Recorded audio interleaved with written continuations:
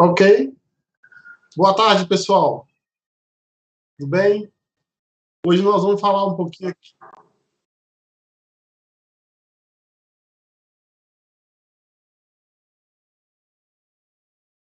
Yeah?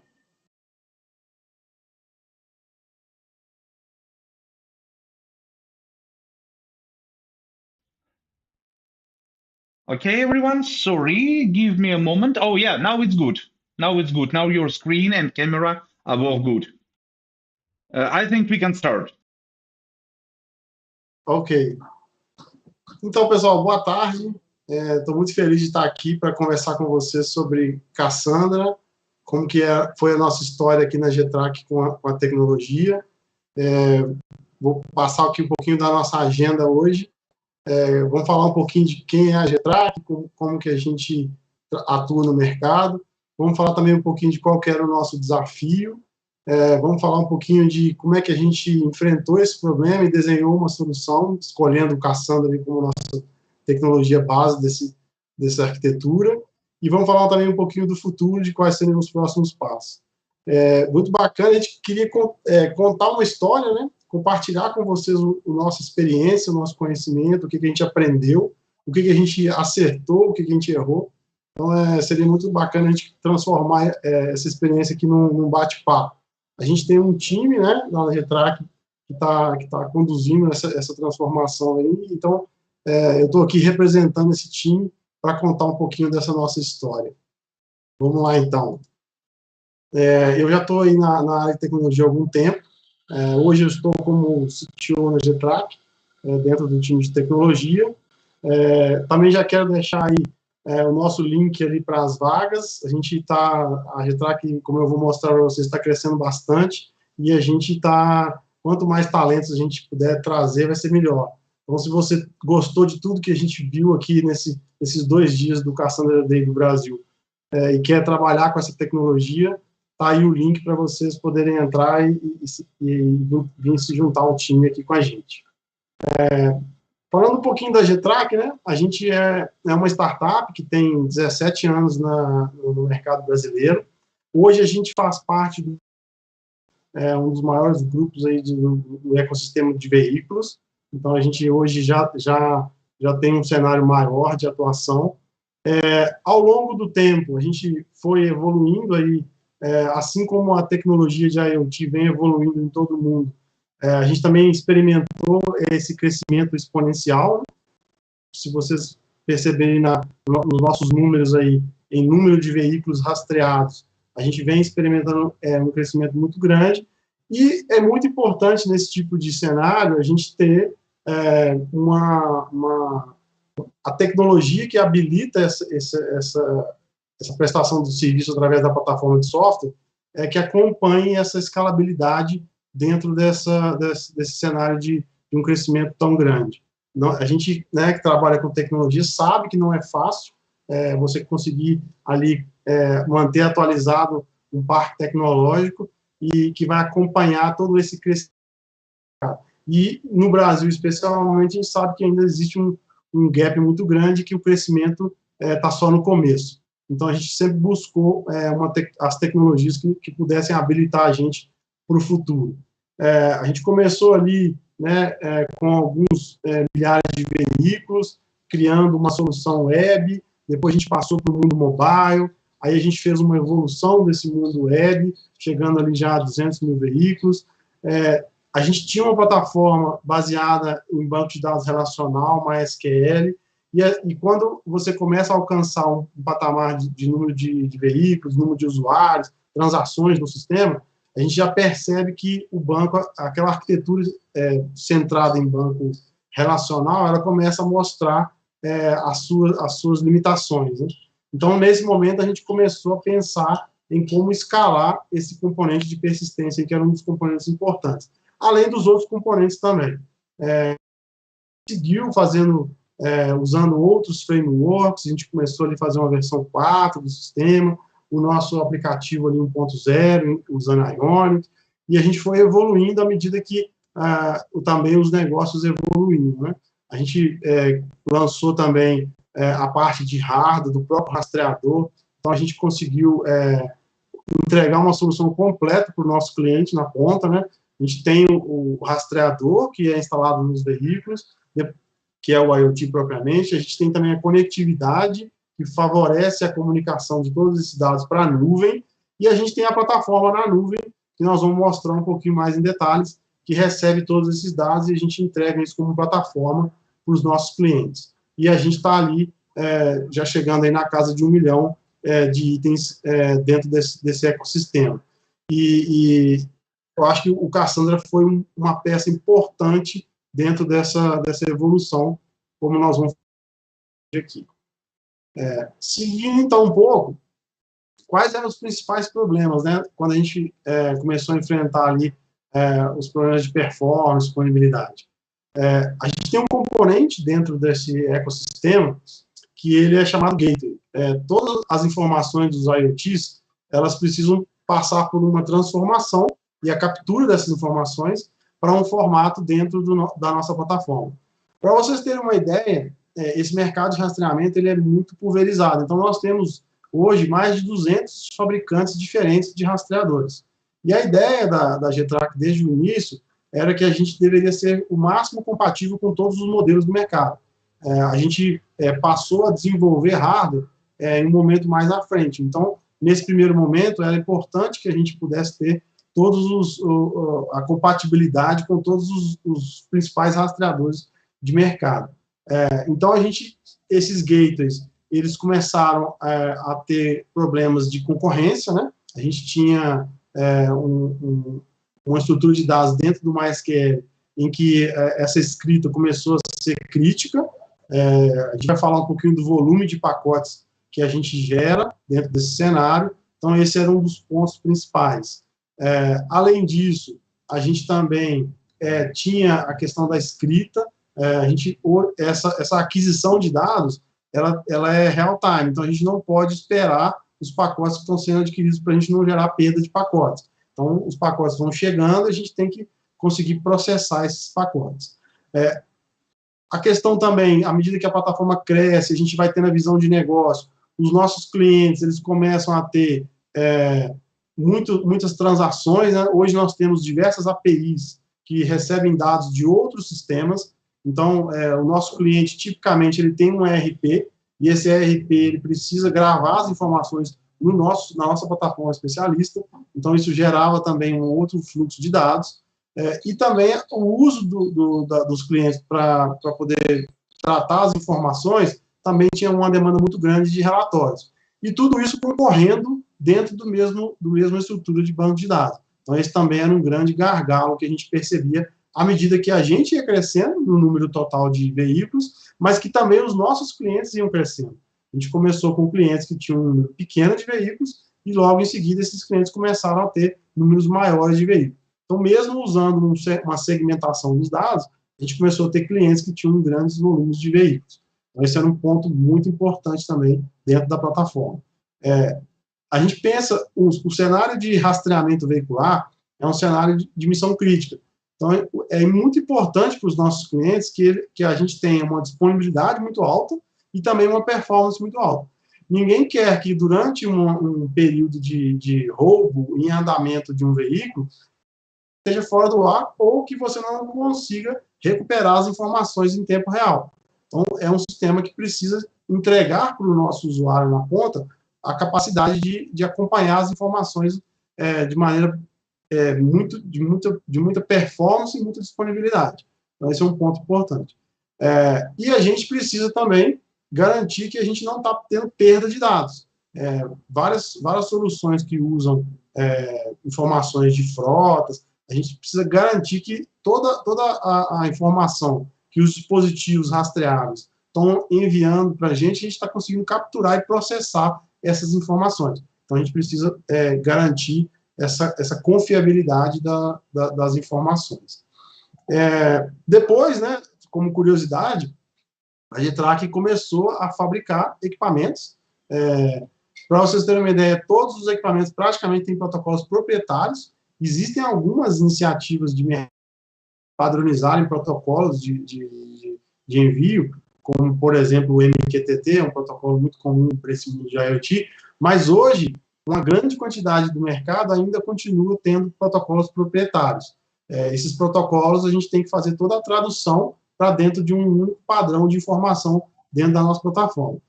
A gente também começou a criar novos rastreadores, que seriam rastreadores novidades no mercado. Apesar de revender as marcas mais famosas, a gente também começou a criar rastreadores para alguns segmentos que a gente via que não havia um investimento desses fabricantes. E aí também nós criamos o nosso protocolo. Então, na verdade, a gente aumentou um pouquinho a quantidade de protocolos proprietários, mas a gente espera que no futuro possa haver uma conversão aí de todos os protocolos em um protocolo único.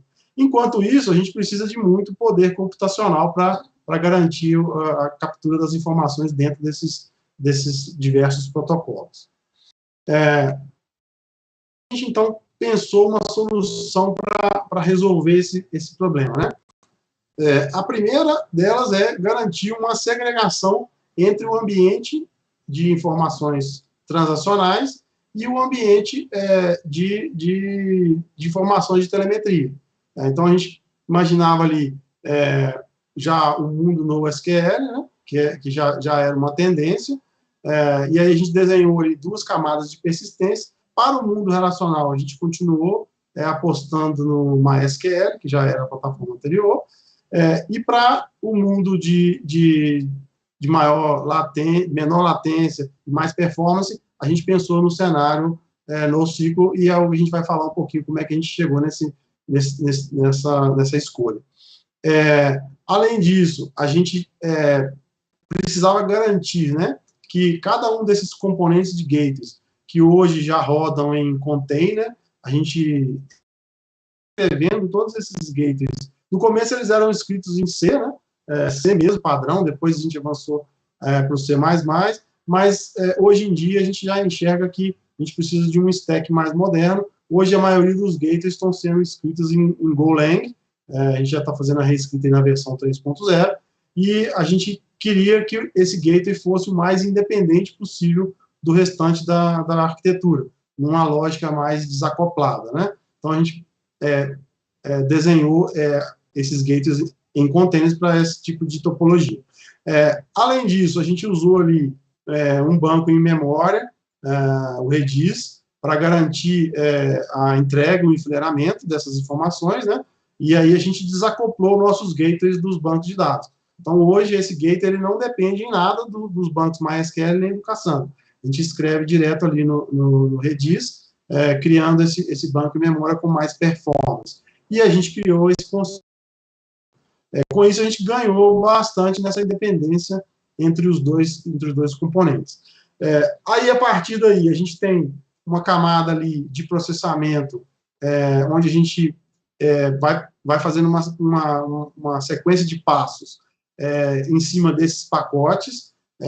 Para essas camadas, a gente pode ter várias finalidades. Por exemplo, se o nosso cliente ele precisa ser alertado quando o veículo violou uma cerca virtual, a gente tem um componente ali que processa esses pacotes de maneira assíncrona, né, dentro ali do processamento, e ele pode gerar, por exemplo, um e-mail, pode gerar um SMS, pode gerar algum tipo de alerta. Outro exemplo, a gente pode ter, por exemplo, o cálculo de uma jornada, quando o veículo iniciou um trajeto e terminou um trajeto. Então, a soma de um conjunto de pacotes pode gerar esse conceito de uma jornada. Então, é um outro componente que a gente tem ali, que consome os dados desse Redis. E, além disso, a gente tem um desses processamentos, é o que faz a persistência desses dados. Então, ele pega ali todas as informações que estão chegando dos veículos e ele persiste esses dados, se forem dados, né, transacionais ali dentro do MySQL, se forem os dados de posição dos veículos no banco NoSQL. Então, esse também é um componente importante. E a gente tem também alguns outros componentes que entregam mais inteligência dentro da solução. Então, a gente pode ter, por exemplo, ali um componente que ele vai detectar possíveis alertas. E aí a gente pode, por exemplo, filtrar esses alertas para não ter falsos positivos. Um exemplo prático, né? O veículo teve uma desconexão da bateria.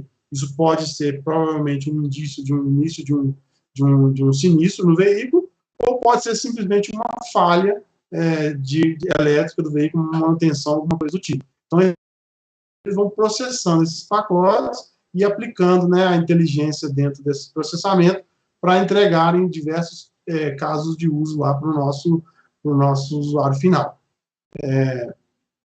Avançando um pouquinho mais, por que a gente escolheu aí o Cassandra, né? A primeira coisa, assim, a Getrak, quando a gente começou, a gente sempre teve a pegada, na lógica de startup, de preferir softwares que fossem na linha de software livre.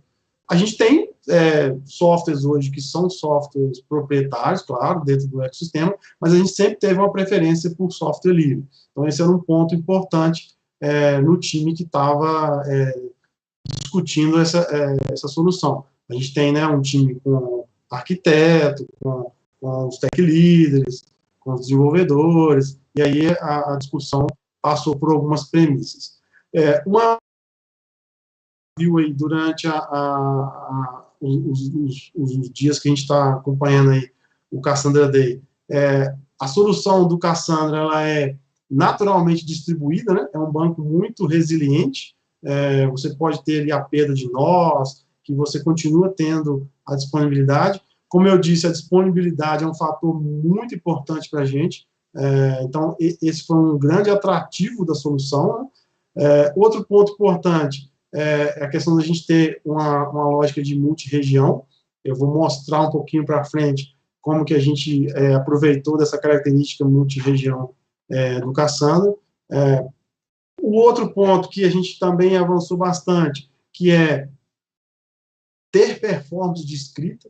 Isso é muito importante, né? Como eu falei, para a gente não gerar nenhum tipo de contenção ou de perda de informação, a performance de escrita para a gente era um componente muito importante da solução que a gente iria escolher.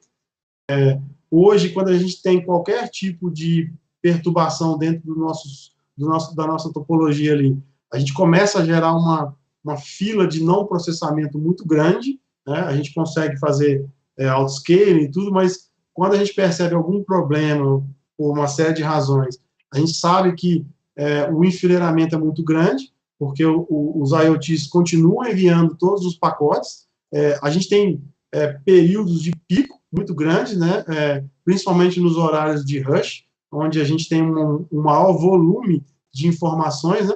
Todas as pessoas, quando elas acordam lá de manhã e ligam seus carros, aquilo gera um conjunto maior de informações, e todo mundo, quando está voltando ali do trabalho, principalmente na época aí, antes da pandemia, né, todo mundo está voltando, a gente vê também um novo pico de processamento nesses momentos. Então, era muito importante a gente ter uma solução que conseguisse aguentar essas variações da necessidade de escrita. E também é muito importante a gente conseguir ler essas informações de maneira a garantir que os nossos usuários, uma quantidade razoável de usuários, a gente consiga ter a recuperação da informação com bastante performance. Então, a leitura também dessas informações era um ponto muito importante que a gente entendeu que no Cassandra isso estaria atendido, né? Falando ainda do nosso time, né? O time sempre foi um time muito focado em desenvolvimento, a gente tinha pessoas desenvolvedoras, né? No começo a gente não tinha nem um time de DevOps, né? O conceito nem de DevOps existia, mas tinha os famosos times de infra, né? Mas a gente não tinha ninguém dedicado para a infraestrutura, né?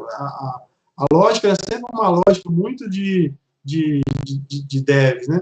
Provavelmente a gente estava à frente dos conceitos de infra as a code lá atrás, porque já era um perfil da turma. E para isso a gente precisava de uma solução que fosse fácil de fazer, né?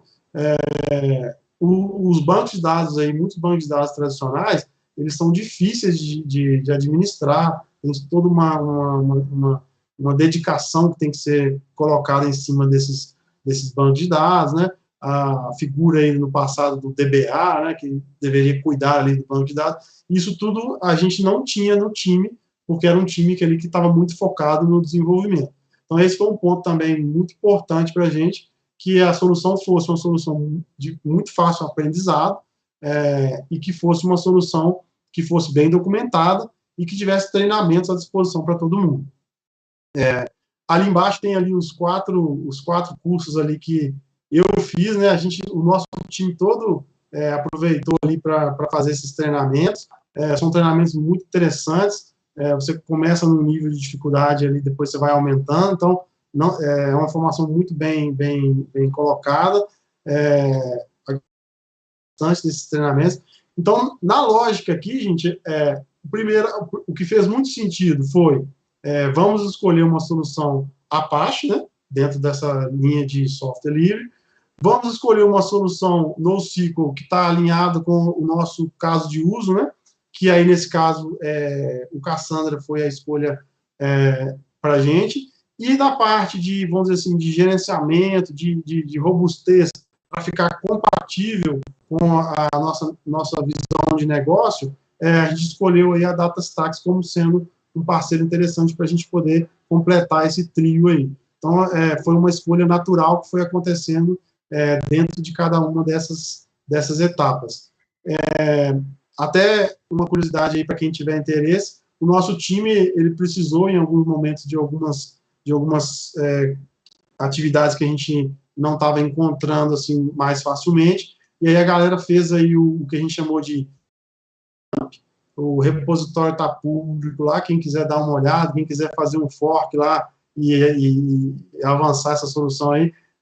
Acredito que hoje a DataStax já tem até soluções mais robustas, mais modernas aí, mas a gente na época fez aí uma solução bem legal. Se vocês quiserem dar uma olhadinha lá e ter algumas ideias ali de desenvolvimento em cima dessa solução, ajudou muita gente. Nesse cenário aí, a gente tinha um desafio que era extrair um conjunto de dados particionado por alguns critérios de filtro lá nas colunas e nas linhas. E aí a gente precisava extrair esses dados para levar para outros ambientes. Então a gente criou aí esse CQL dump. Quem quiser usar lá e quiser contribuir, o link está aí, vai ser bem bacana. Então, esse foi um caminho natural para a gente, né, de escolha. Avançando um pouquinho mais, aqui tem o nosso Cassandra hoje, né? A gente tem dois, eu vou explicar um pouquinho por quê. A gente está com 14 nós, né? Usando perfis diferentes de I/O. Nós estamos aí em torno de 40 terabytes de dados, né, no cenário atual, e para vocês terem uma ideia, aí cada nó, às vezes, suporta 3.000 escritas por segundo. Por uma questão de latência, hoje os rastreadores eles têm que enviar os dados para a nuvem, né? Por uma questão de latência, hoje a nossa solução está rodando na AWS na região São Paulo. Então, a gente consegue ter uma latência baixa no envio dessas informações. Então, o Cassandra, vamos dizer assim, principal nosso, hoje está rodando, né, na região São Paulo. A gente também tem, para vocês terem uma ideia, em torno aí de 200 mil veículos ainda usam IP fixo, de uma época lá atrás em que não eram tão simples.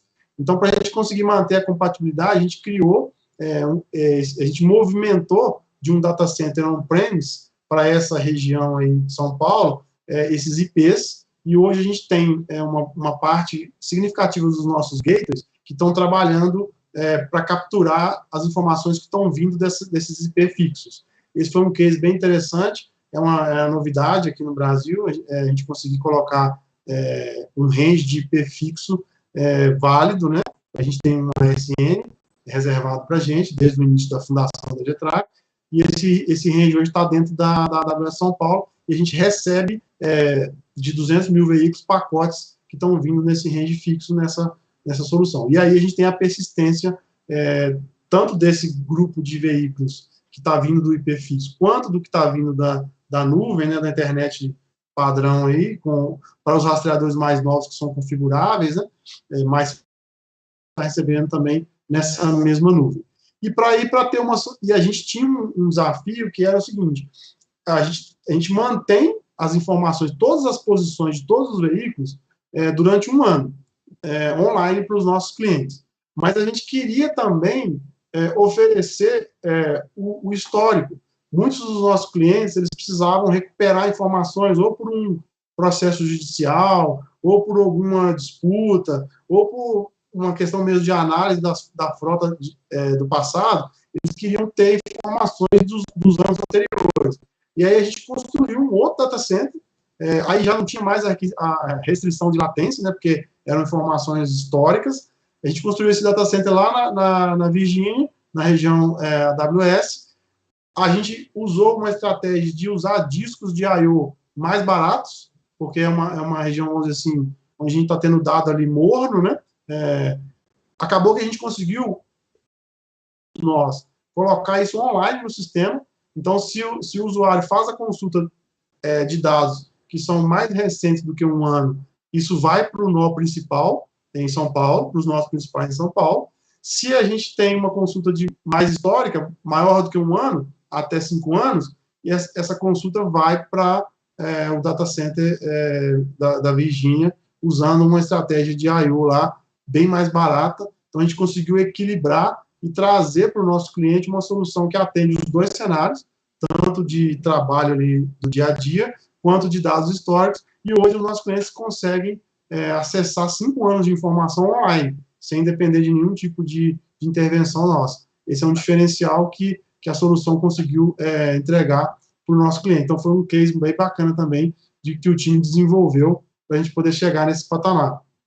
Sem, é claro, perder a competitividade no custo, porque esse também é um ponto muito importante para as soluções. A gente tem que manter a competitividade de custos. Então, hoje, o data center lá nos Estados Unidos, ele atende esse cenário. Ali tem um pouquinho do modelo de dados, alguns trechos aí do nosso modelo de dados, né? Só para vocês terem uma ideia de como que a aplicação foi construída. Então, a lógica aqui, né, é a gente conseguir gravar o máximo de informações dos rastreadores dentro do ambiente Cassandra, para que a gente tenha essa persistência aí. Hoje a gente está gravando os dados principais em formato JSON dentro dessa estrutura. Então, todos os dados detalhados que o rastreador manda hoje, a gente grava nesse formato. Mas ali também tem algumas colunas que são as colunas de busca ali, o ID do veículo, o momento exato da gravação dos dados. Então, tem uma lógica ali de recebidos. E aí, à medida que a solução vai ficando mais madura, a gente começa a ficar mais confiante em colocar outros tipos de estrutura de dados que não são ainda tão críticas, mas que no futuro podem crescer bastante. Por exemplo, ali a gente tem a segunda tabela ali, uma tabela de ordens de serviço. Então, a gente, apesar de a gente ter a alternativa de colocar isso lá no ambiente relacional, a gente entende que isso pode escalar muito e a gente já começou a mover algumas coisas para esse ambiente. Então, também, a gente começa ali a experimentar alguma coisa nessa lógica. Então, esse é um ponto bem interessante também. O que a gente alcançou, né? Então, baseado nessa solução, a gente chegou ali muito próximo aí do 1 milhão de itens rastreados, né? Que é o nosso próximo milestone aí, estamos muito próximo. Na verdade, o nosso CEO está em 2 milhões de itens, né? Agora que a gente faz parte do grupo da Unidas, então estamos crescendo a solução cada vez mais, e a gente conta aí com a escalabilidade do Cassandra para facilitar esse crescimento, né? Hoje a gente processa ali, para vocês terem uma ideia, em torno de 7 bilhões de pacotes de posição por mês, dentro desse conjunto de veículos. A gente tem veículos que reportam a cada 1 minuto, a gente tem veículos que podem reportar em uma frequência maior, em caso, por exemplo, o veículo está na garagem, alguma coisa do tipo. Pode ser que algum cliente nosso também queira uma frequência maior de reporte do veículo a cada 5 segundos, ou 1 segundo, e aí a solução também tem que suportar, né? Então, isso é muito importante. Aqui a gente está mostrando ali um pouco da nossa observabilidade, o volume, né, de transações, como a gente falou, que acontecem hoje nesse ambiente. Então, tem suportado bem essa carga hoje. A sazonalidade, dá para ver um pouquinho ali, de acordo com as horas do dia, né? A gente tem ali os maiores picos nos horários que eu falei, depois tem uma certa uma certa queda, então a gente tem uma certa escalabilidade do nosso ambiente. Tem alguns pontos interessantes que a gente quer compartilhar. Por exemplo, a gente começou com replication factor igual a 1. Ou seja, gente, aqui é aquele momento, não façam isso em casa. Esse não é uma boa prática, mas a gente chegou a fazer isso. A gente, para experimentar, colocar replication factor igual a 1. A gente sabe que se nesse cenário aí, se aquele nó tiver um problema, a gente vai perder dados, né? Então, de novo, não repitam isso, por favor, mas são coisas do nosso aprendizado, né? Outra coisa que a gente experimentou também, a gente começou a pensar numa lógica de TTL. Eu falei, como a gente tem uma quantidade muito grande de dados, a gente queria fazer uma expiração automática. Acabou que o TTL, a gente acabou brigando muito com o TTL, porque ele acabou expirando dados antes do que a gente gostaria. Por exemplo, quando a gente colocou a solução de histórico, a gente tinha que ter tempo para mover os dados para lá. Só que aí, às vezes, o TTL vinha antes e apagava os dados. Então, isso criou, às vezes, uma quantidade muito grande de informação tombstone. Então, a gente começou a fazer um fine tuning ali no TTL para isso não acontecer, até chegar ao ponto da gente, às vezes, não usar mais o TTL para algumas informações sensíveis. Então, de novo, muito cuidado aí com os recursos, porque, às vezes, você começa a usar o recurso e ele acaba voltando contra você, né? Outra coisa, a gente, né, na experimentação, brincou um pouquinho ali com a compactação, não iniciem uma compactação sem espaço em disco. O nosso time aqui tem péssimas memórias dessa experiência. Na hora que você inicia a compactação ali sem espaço no disco, a coisa vai dar um crash em algum momento, porque você vai gerar os novos arquivos lá, os SS tables, e eles não vão caber dentro das partições. Então, também não façam isso em casa. Fica aí mais uma dica. Então, foram alguns aprendizados que a gente passou nesse tempo, né?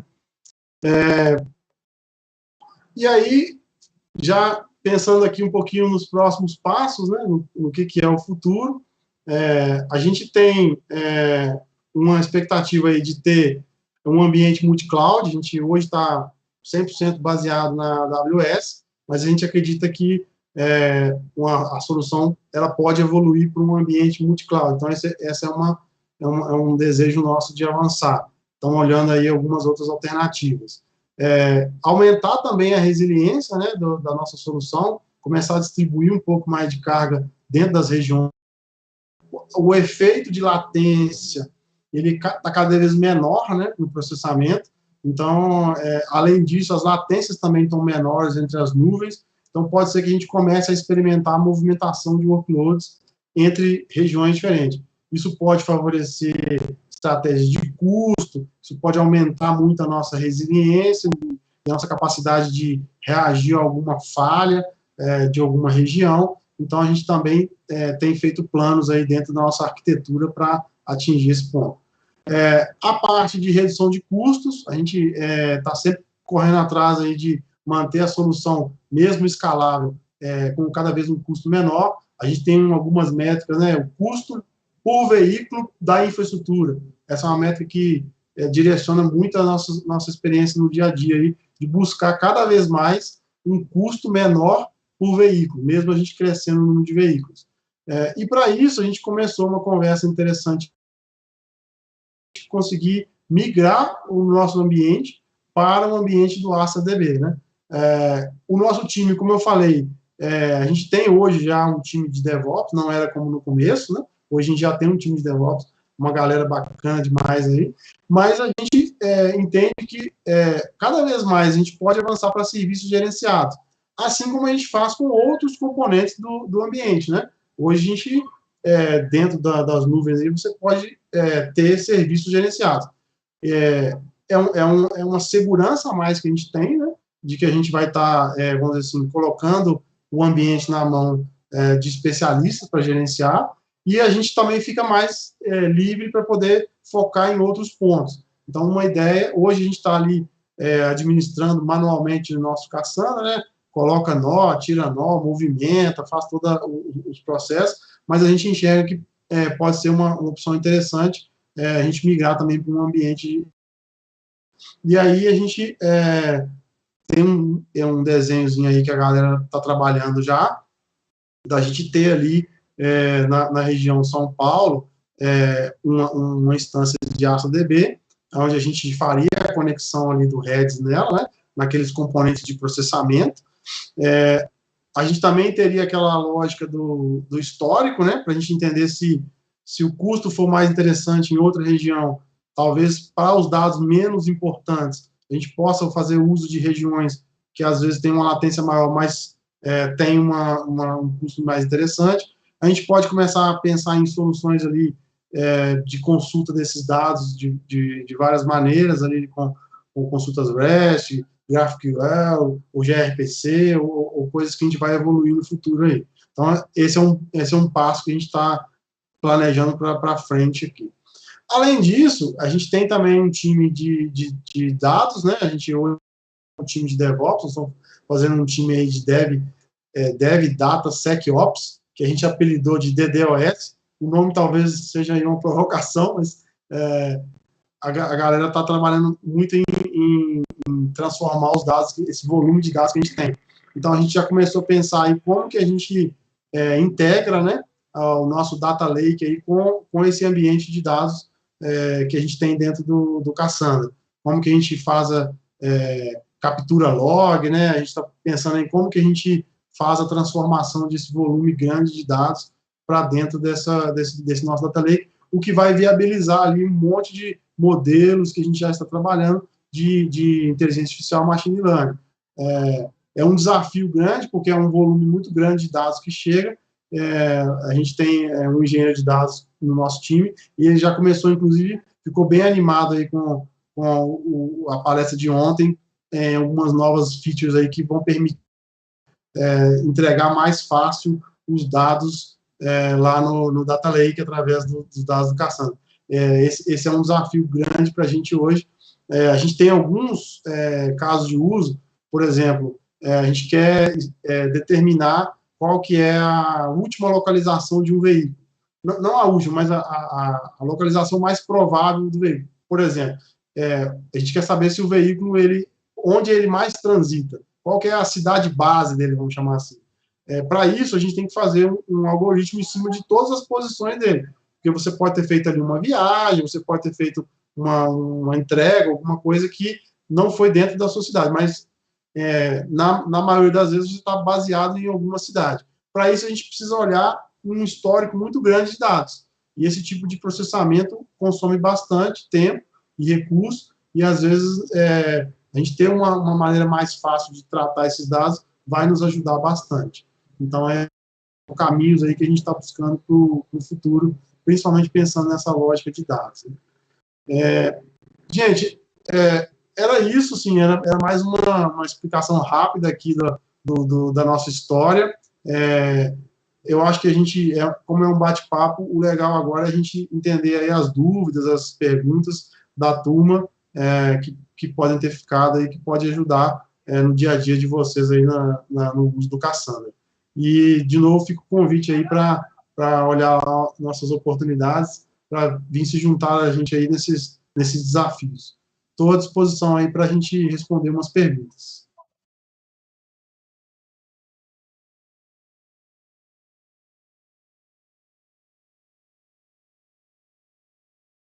Vamos olhar aqui no chat. Temos perguntas aí, pessoal?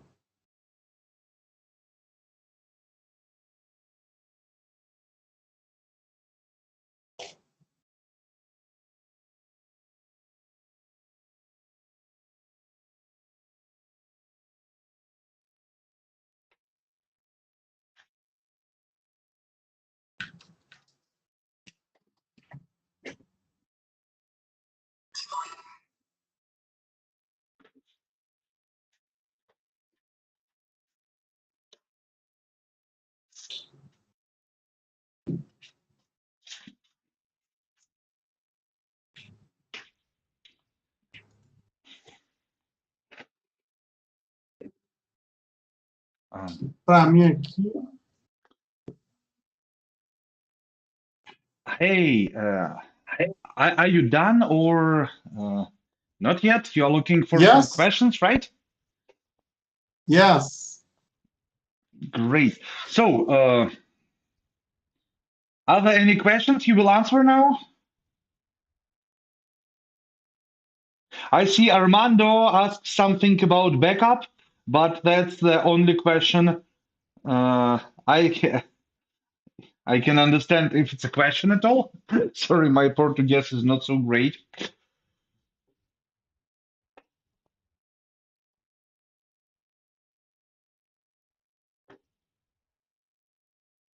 Armando, vamos lá.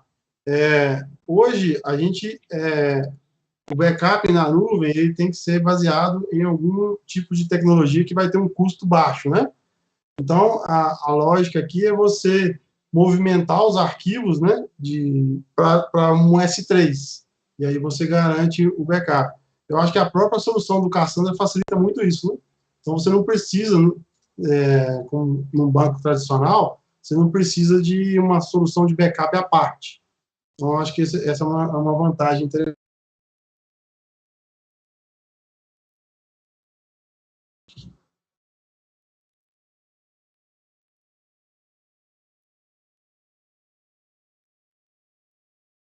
Pessoal, e caso vocês tenham também algumas perguntas que vocês lembrem depois, nós estamos à disposição para responder, tá? Tem todos os dados de contato aí, a gente vai também compartilhar essa apresentação depois, se for necessário. Estamos aí à disposição.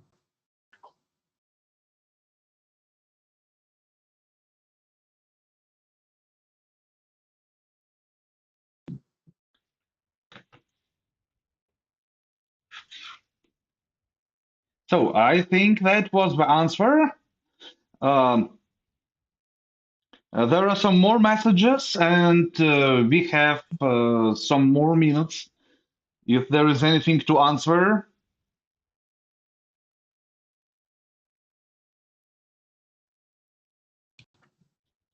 Só um momento que eu acho que eu não estou vendo as perguntas.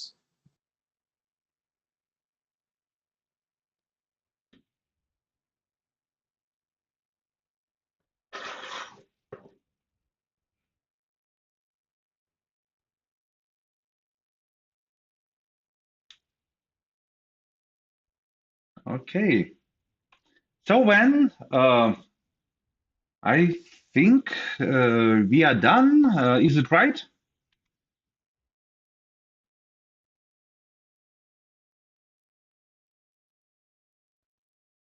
Só um segundo. Sorry, again?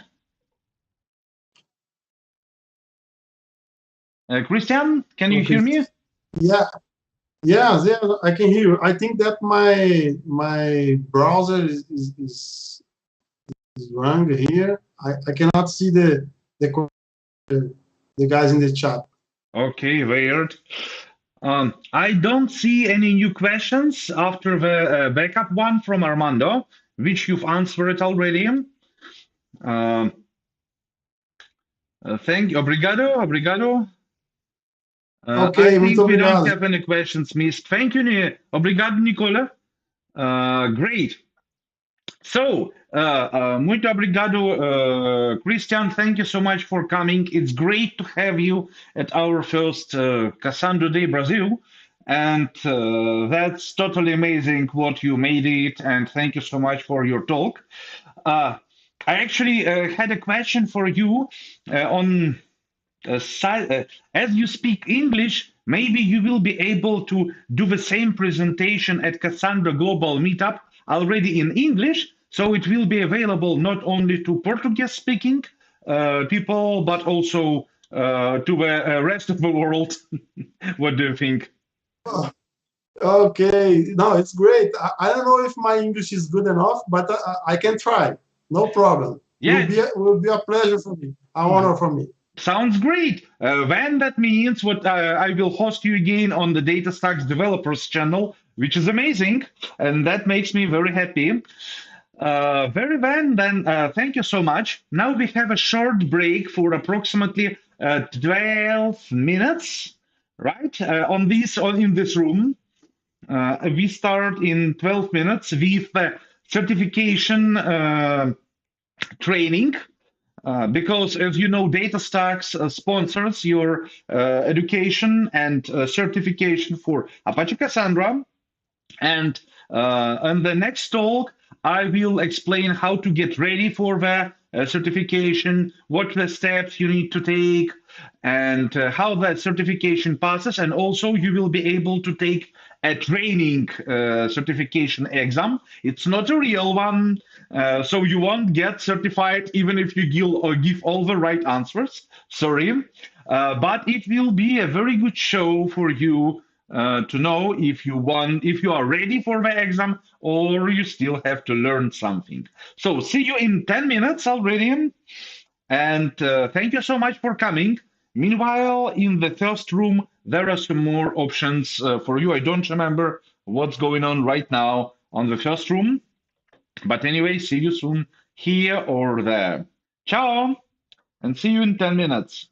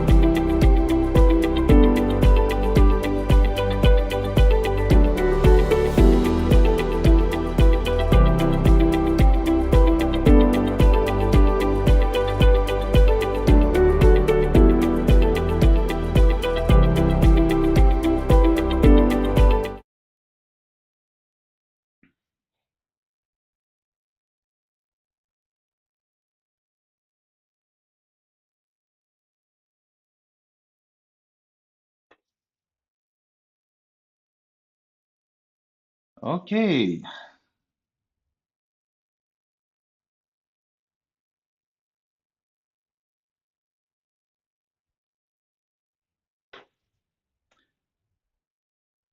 Looks like we are good, and I can start.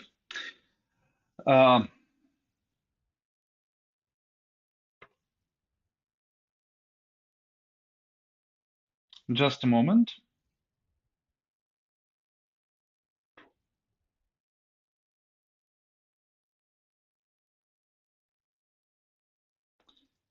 Good. Ok, welcome. Boa tarde a todos. Meu nome é Aleks Volochnev. Eu falo inglês, tedesco, russo, pouco italiano. Não falo português. Sorry, that was basically all my knowledge.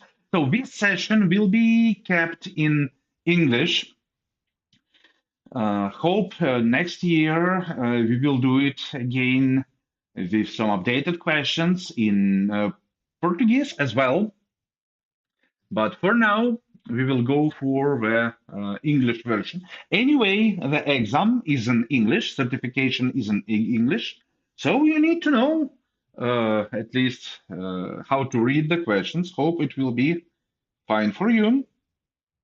And we are starting right now. How are you doing? Is everything fine? Please write in the YouTube chat if you can see me, if you can hear me. And we will start. Stream looks good on my side, everything loud and clear and green. So I want to know what you can hear me well too. And meanwhile, let's start. So my name is Aleks Volochnev. I'm developer advocate lead at DataStax. Basically, my job is to make developers successful with Apache Cassandra because it's not a simple technology, maybe you know already. It's extremely powerful, but on the scale from a bicycle and to an airplane like a Boeing or Airbus, it's very much on the Boeing scale, right? So you need to know some things. One of the problems company meet then they start to use Cassandra is what there is not enough qualified Cassandra developers in the world because companies like Apple, companies like Netflix are vacuuming the job market, attracting everyone they can find, and with their salaries, it's quite easy for them to vacuum the market. And then all the other companies are like, how do we find any Cassandra enabled developer or administrator? Short answer is they don't even have to because DataStax offers those trainings for free. You will see soon in the resources part what you can use to get your trainings, and they available for free.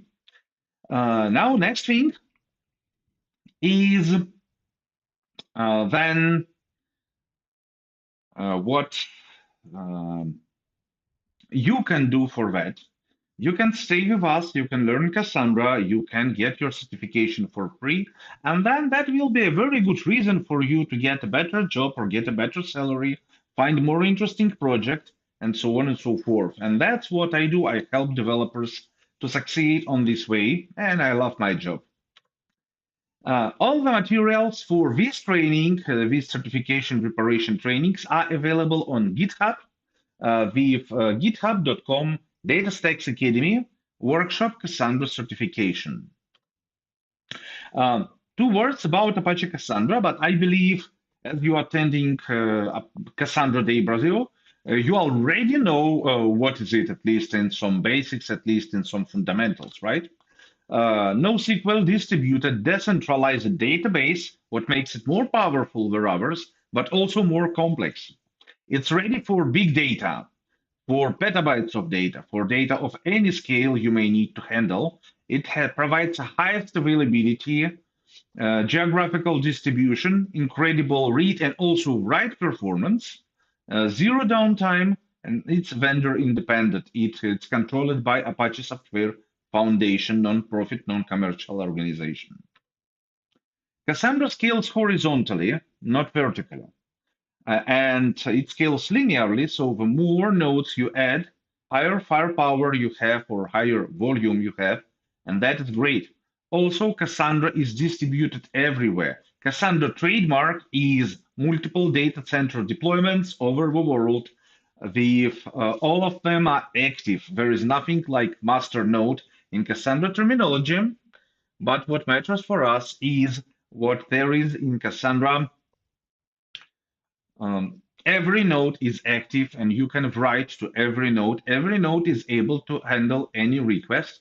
Also, Cassandra is a hybrid cloud and multi-cloud solution. So you can work across multiple clouds at once, or you can work using, for example, Amazon Web Services and your own on-premises data center simultaneously. Adding new data centers or just adding new nodes is a zero downtime, totally automated process. As a developer, why should you care about the certification?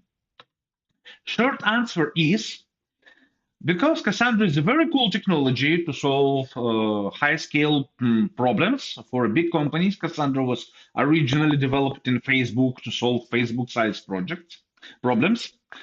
And we did this photo couple of years, 3 years already ago. Oh, well, you know, time flies. 3 years ago, we were at DataStax Accelerate conference in Maryland, United States. And me or some of my colleagues, I did this photo too, for the scope and scale of Cassandra and Apple, because there are some incredible numbers, millions and millions of queries per second, hundreds petabytes of data, and so on. If you want to work on the big scale projects in the companies like Netflix or Instagram, that's definitely very promising technology to learn to. Cassandra is one of the most top paid databases in the world, somewhere in top 3 of well-paid databases. One of the most interesting Cassandra users and also developers is Netflix, because for Netflix, basically Cassandra is everything. It's a primary source of truth with dozens of millions of operations per second on a single most active cluster, and they have hundreds of clusters. So that's also a very interesting use case. And Netflix guys are totally amazing.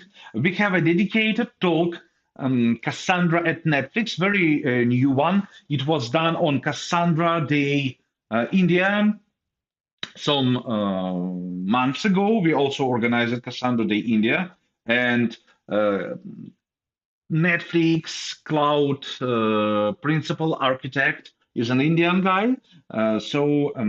He did an incredible report on how do they use Cassandra at Netflix, and I totally recommend watching this one. DataStax.io, Cassandra at Netflix. It's a very interesting one. Now, what comes next? Let me check. Yeah, amount of data only grows and grows and grows and grows.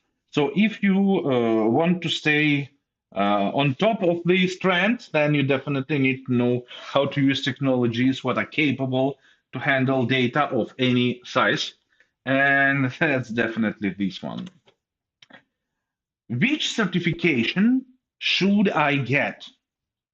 That is a great question. There are 2 primary certifications, one for administrator, one for developer. And that is an interesting point. A normal price of a certification is somewhere around 150 United States dollars.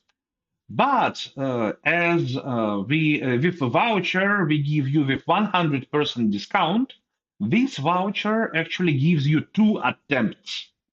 So if you are primarily a developer, but you would be interested also learning on the operations with Cassandra, and you would like to have 2 certificates, it's totally doable if you will succeed, if you will pass the developer exam from the first attempt.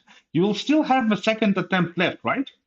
So you can go for administrator certification. That also will work. And this way, you can get both. But obviously, for developers, we recommend developer certification. For operations, we recommend administrator certification. That's going to be quite obvious. What resources do I have to get ready for the certification? Story is simple. There are a few. First and most important place for me in person, my favorite site regarding all the Cassandra trainings is obviously DataStax Academy. Academy.datastax.com. It's a free online trainings, so you don't pay for the registration for courses. They are free. There you have administrator learning path and developer learning path accordingly to the one you need to take. And each of them includes free courses. One important thing I would mention, there is a data modeling course, which is included into the developer path, but not included into the admin path. What I would definitely recommend to take it both for admins and developers. Without proper understanding of the data modeling, it's not going to be easy to make this success happen with Cassandra. Data model done wrong is the easiest way to fail. And if you don't want it to happen, you better pay attention to the data modeling, okay? Now, all the explanations about what are the rules, what's the process of a certification, it's all explained here, datastax.com/dev/certifications. So everything explained there. And also after this workshop, after this training, you obviously will have a better understanding of how it all works. Two more resources. We have Discord server where you can ask questions from someone who has passed the certification already. It's available on datastax.io/discord. And if you prefer more of a Stack Overflow or forum kind of experience, this place will be community.datastax.com, which may be very helpful for you to get ready to. Asking questions, reading questions, maybe a bit later, answering questions, also very good one. Now, finally, for those who prefer books, there is Cassandra, the definitive guide written by my colleague Jeff Carpenter and his friend Eben Hewitt. And thanks to the collaboration of O'Reilly and DataStax, O'Reilly Publishers House, this book is available for you for free in the as an e-paper. I mean, it's not a printed book, it's an e-book, but it's available for free, and there are no trees cut off to publish it. So, you know, it's kind of a win-win-win solution. You get your training for free, and forests are safe. So that's totally great. That sounds totally great to me. Now, a few more points, what you may need. As I said, the root thing to understand, the core thing to understand about Cassandra is the proper data modeling. And we created a special thing, data modeling by example. It's available on datastax.com/learn data modeling by example. And that's important to know. That's kind of a secret, but I will share with you what samples from these data modeling by example training are used straightforwardly in the exam. So if you want to be really ready for the exam, you totally must visit this place and walk through the samples as we explained them. They were developed by Artem Chibatko, a PhD, also our colleague who developed a data modeling methodology for Apache Cassandra, and he really knows what he's doing. So their scenarios will be very helpful to you to get ready. Now, how to get ready? Process is very simple. First, go to the academy.datastax.com.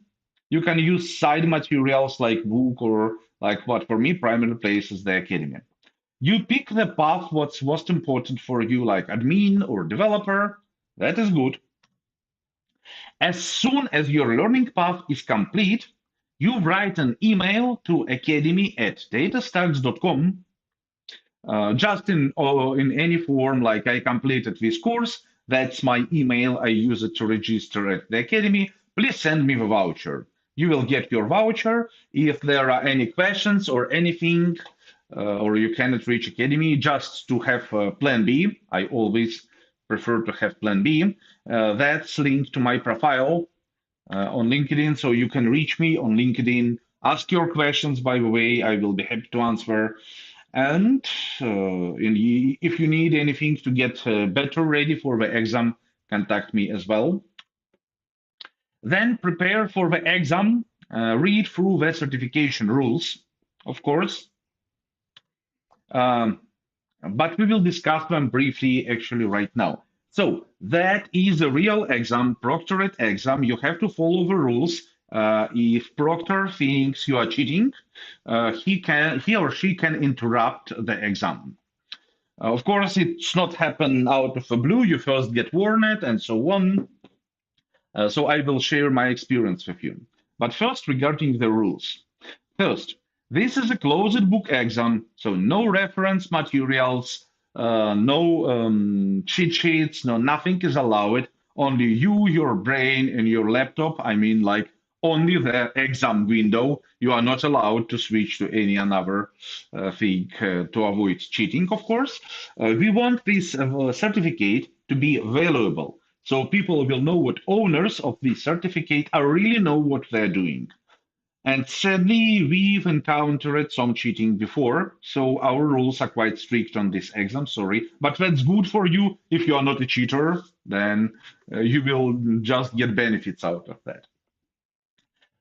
Live proctor will watch you through the exam. So you will need a web camera facing you, so he or she will be able to see you. One more thing, by the way, proctor will ask you to show him or her the room you are located in to check if there are anyone in the room, maybe to give you some hints. And I was not ready for that, so my room was totally messy, and it wasn't actually very. It didn't feel good to show such a messy room. I was not ready for that. So if you are going to take the exam, don't forget to clean it up. Yeah. Okay, good. Exam area should be clear of any paper, device, or other materials. No programs, no browser windows can be opened during exam, and it will be required part as a preparation for the exam to install a special software watching what you are not switching windows and so on and so forth. Of course, no screenshots, photography, any other means of copying of the materials are not allowed, of course. Rules say you will need a small mirror, like a handheld mirror, so you can show the background of what you have to a proctor. But in my case, I was just asked to turn the webcam to the left, to the right, so it's not a big deal. If you have multiple mirrors, you have to switch them off. So, for example, I have a primary display and I have laptop. I had to switch off the primary display and use only my laptop. Then proctor can make some notifications, report some incidents. Make sure you follow your guidelines. Now, don't be too worried about that.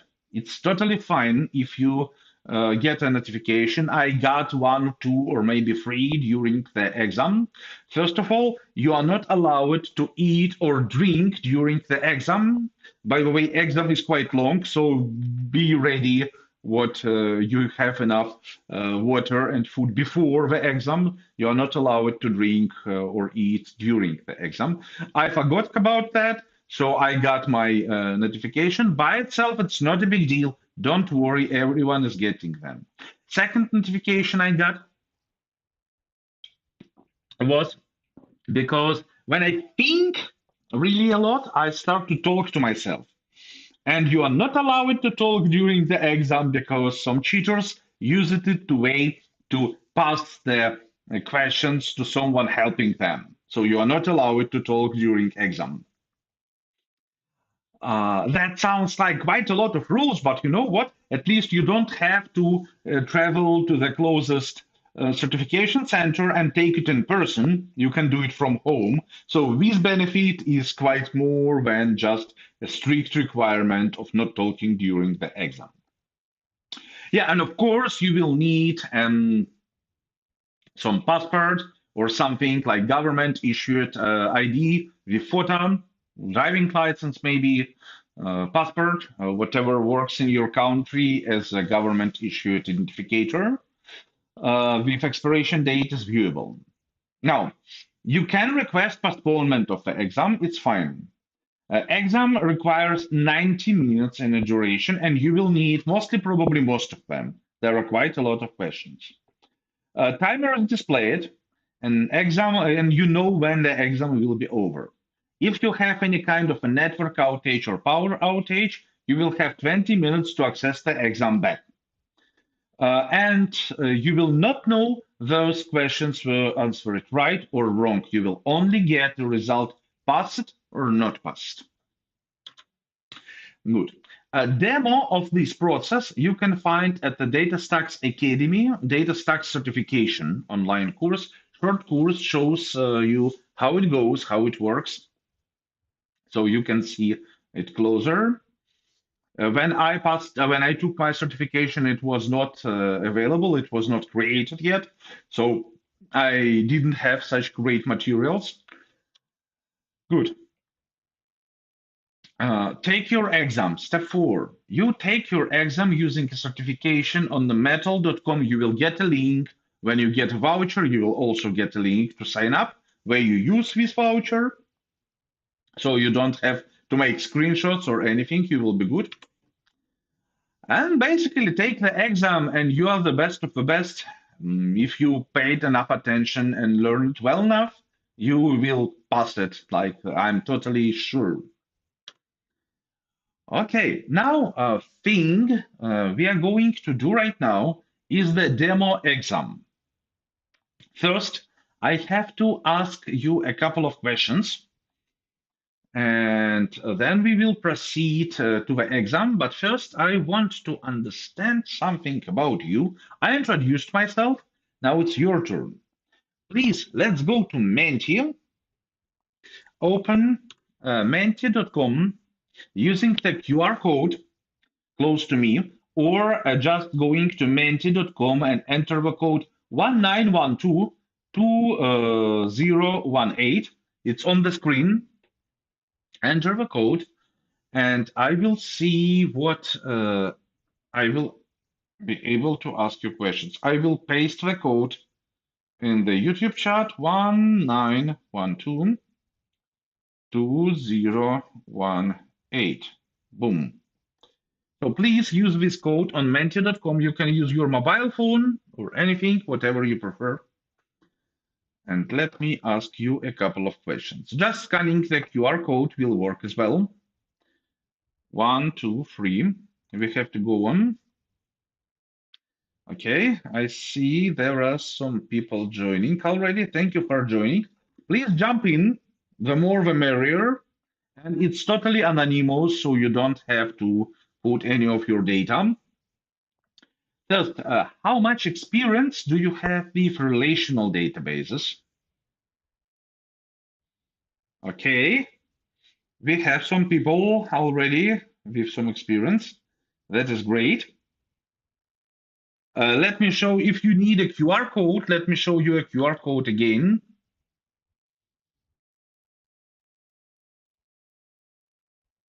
I don't know if you need it. If you don't, or if you do, let me know. I will show it again.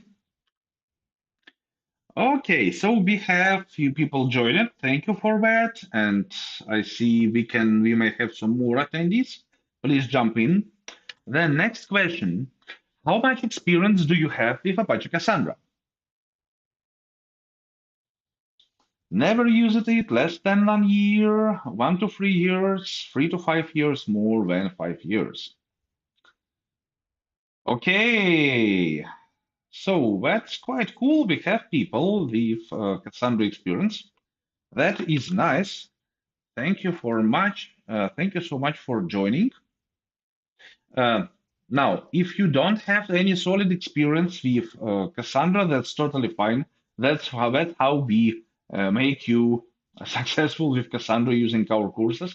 If you experience it already, I still suggest you to refresh your knowledge, maybe not taking the whole Cassandra course, but at least taking data modeling course, because it's like the very important one. There are many people, even experienced one, who misunderstood Cassandra data modeling. I met them many times.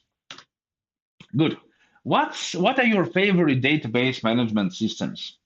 Are you is Cassandra your true favorite, or are there any more database management systems you prefer the most? Maybe you fan of Mongo. It's totally fine. I like Mongo. You are not ashamed to admit that. Or maybe you prefer Microsoft SQL Server. Now that's the moment you can be ashamed. No, no, I'm kidding, of course. So, personally, for me, Cassandra is my favorite for the big scale problems for the global applications. I like flexibility of Mongo. That's of course cool.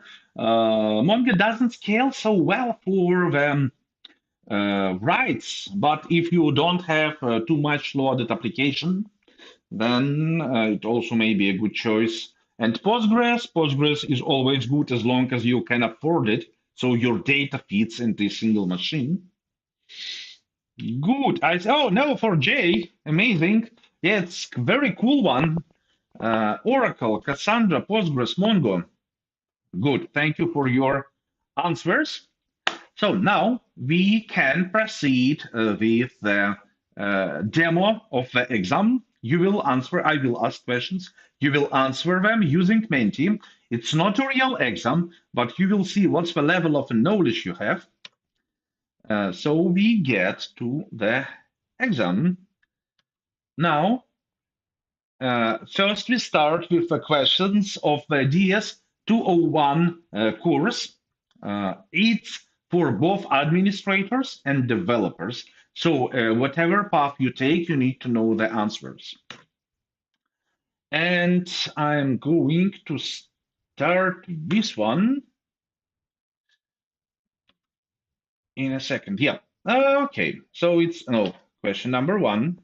We get to get back. Enter. Just start that. Give me a moment. Right. Now here we go. So first question. Consider SQL statements. Create table, roller coaster, name, park rating, primary key, name, and following insert statements. How many rows will the roller coaster table have after executing all of those SQL statements?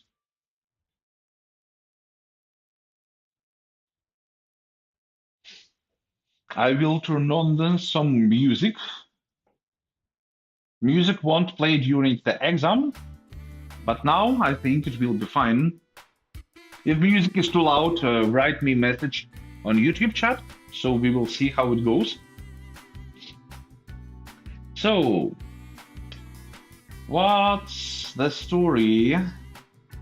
How many rows this table will have after executing those 4 insert statements?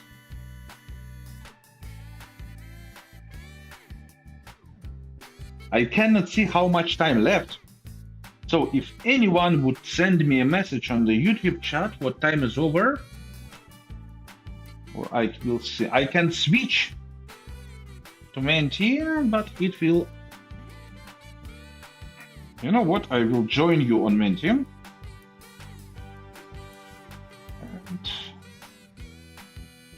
when I will see how much time left, I think we are done. There is not so much time. So, Menti.com, and the code is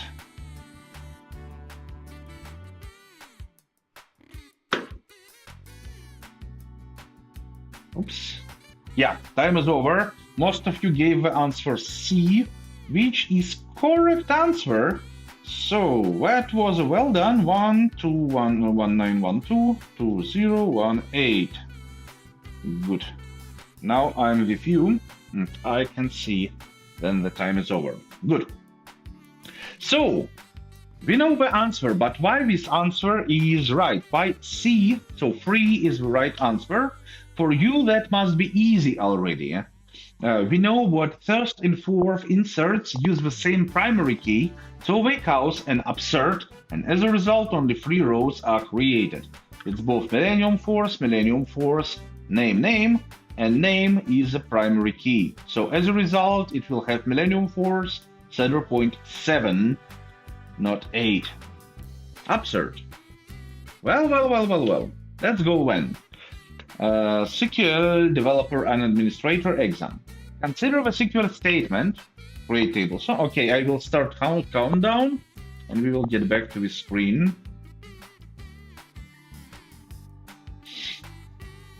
Consider the SQL statement. Create table, we again execute 4 insert values. What's the result of executing all those SQL statements? Will it be the table with 1 partition, 2 partitions, 3 partitions, or 4 partitions? Obviously, that's a question on the understanding of the partitioning. And answer is quite obvious, must be quite obvious if you have understanding of how a partition key works. Okay, I think I know the answer. By the way, if everyone in Menti will give the answer, then Menti will be stopped earlier. So if you are waiting for something to push the button, don't wait. It's a test exam, not a real one, so don't be afraid to make a mistake.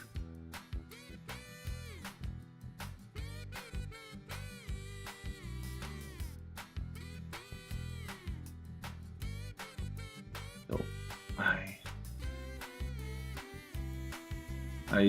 okay, loading result. So it was correct answer. Correct answer is D, a table with 4 partitions. Partition key consists of artist and title.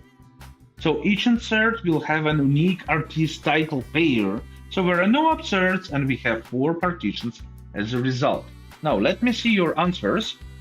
And looks like there were a mistake. And take a look. That's an important point I want to highlight. Take a look. Because of those parentheses, we see what the first argument of a primary key will be an artist and title.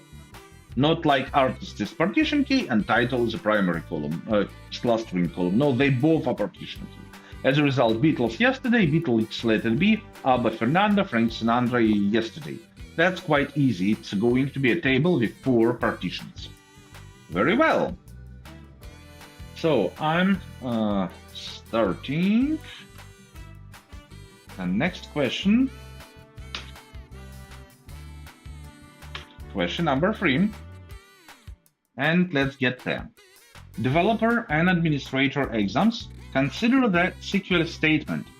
Create table cars, model, make, year, color, cost, primary key, make, model, year, color. Which of the following is a valid query for the cars table?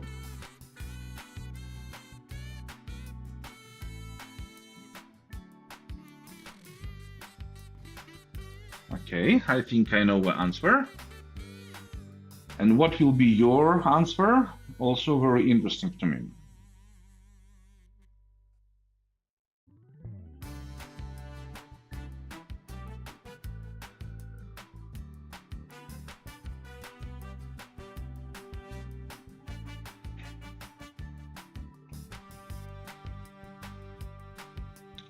Which of the following is a valid query for the cars table?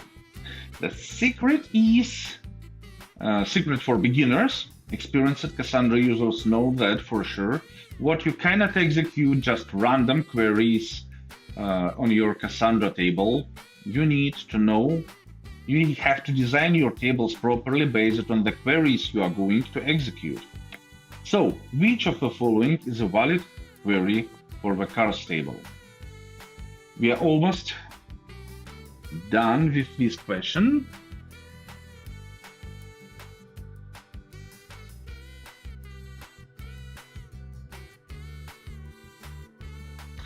And I gave the right answer. Hope you too. Yeah, not bad. So, take a look. That's a very interesting story. Answer C is correct. Which of the following is a valid query? Now, take a look. That's easy to see. First, you always have to specify all parts of a partition key in your query. So, partition key consists of make and model. Obviously, answer A is wrong because it has only make. And answer B is wrong too because it has year, color, but doesn't have make and model at all. But now, answer C and D, they both have make and model. How come then answer C is correct and answer D is wrong? Take a look.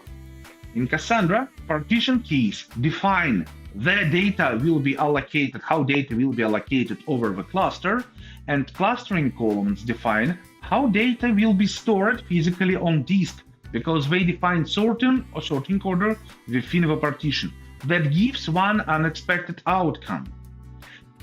You can specify in your query clustering columns, you can skip them, it's totally fine. But what's the limitation? If you are going to use clustering column in your query which has predecessors, some previous clustering columns, you always must specify them too. In this case, year is the very first clustering column. So the search query with specifying a year is totally valid.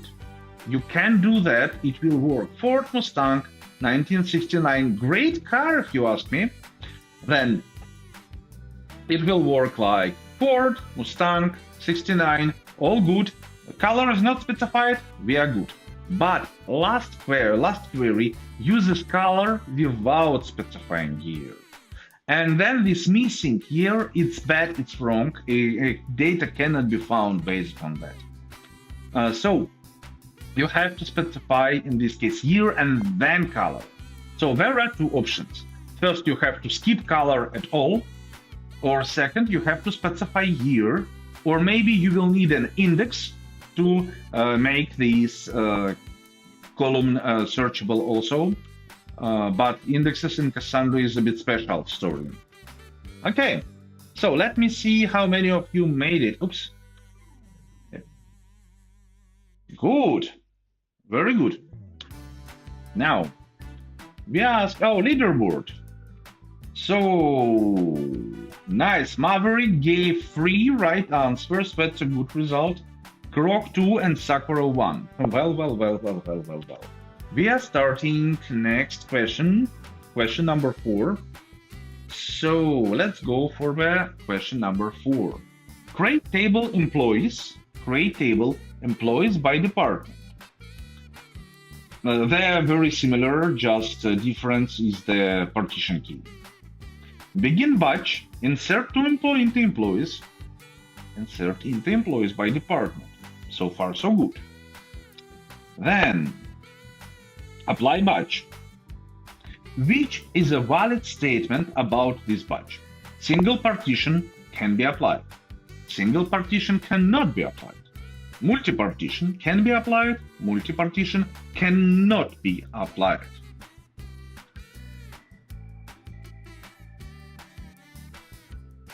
Time is ticking.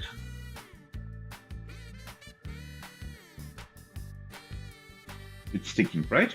Okay, it's not ticking. Sorry. I should have launched countdown first. So, what's going to be your answer? What's going to be your answer? Is it a single partition batch or multi-partition batch? Can it be applied or cannot be applied? What's right about this situation? Hey, you see how we are using denormalization? And that's pretty important to understand because, well, denormalization is the key to success. Some people were taught, we were taught in the universities, we were taught on the courses, like, or whatever you learn it, what normalization is good and denormalization is bad. But real life is not a Star Wars movie, you know.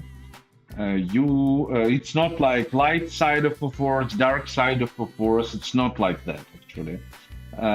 As the good engineer, you need to know both normalization and denormalization, understand when to apply them. Normalization is great as long as you can afford it, but denormalization is slow on read time. And you know what? Customers hate to wait.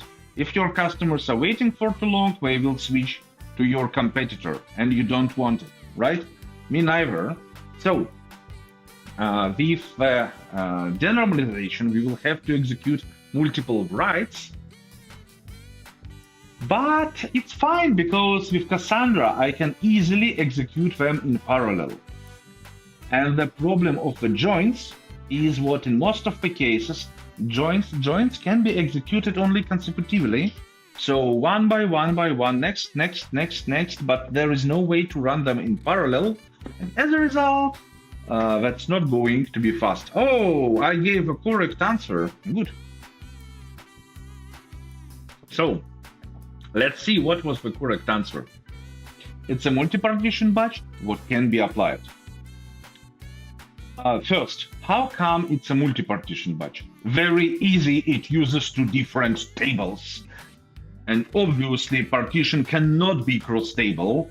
So if you work with two different tables, you will work with at least two different partitions, right? There is no way to have one partition in multiple tables at once. No way. So it's a multi-partition batch. Simple.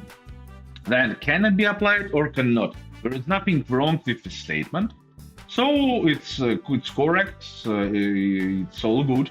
So as long as your key space is selected in the beginning of this those create table begin batch, you will be good. Well. Okay, looks like there are some people doing mistakes, but that's, again, don't worry. We have you covered. We have free courses for you and even a free book for you. Book is great, by the way, also much recommended. So, question number 5. Developer and administrator exams, you needed to know it for the both. Consider the table definition with a primary key omitted. Create table, reviews by restaurant, blah, blah, blah, blah, blah, blah, blah, blah, blah. We know what restaurant review are uniquely identified by a combination of a name, city, and a reviewer. Restaurant review are retrieved from a table using combination of a name and city. And we also know what the table has multi-row partitions. What primary key does this table have?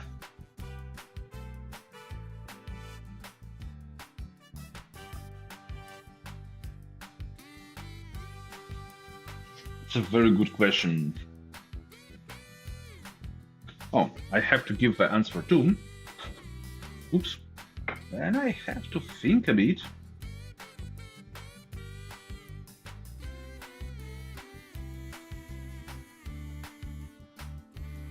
Time flies, but you still have some moments to answer.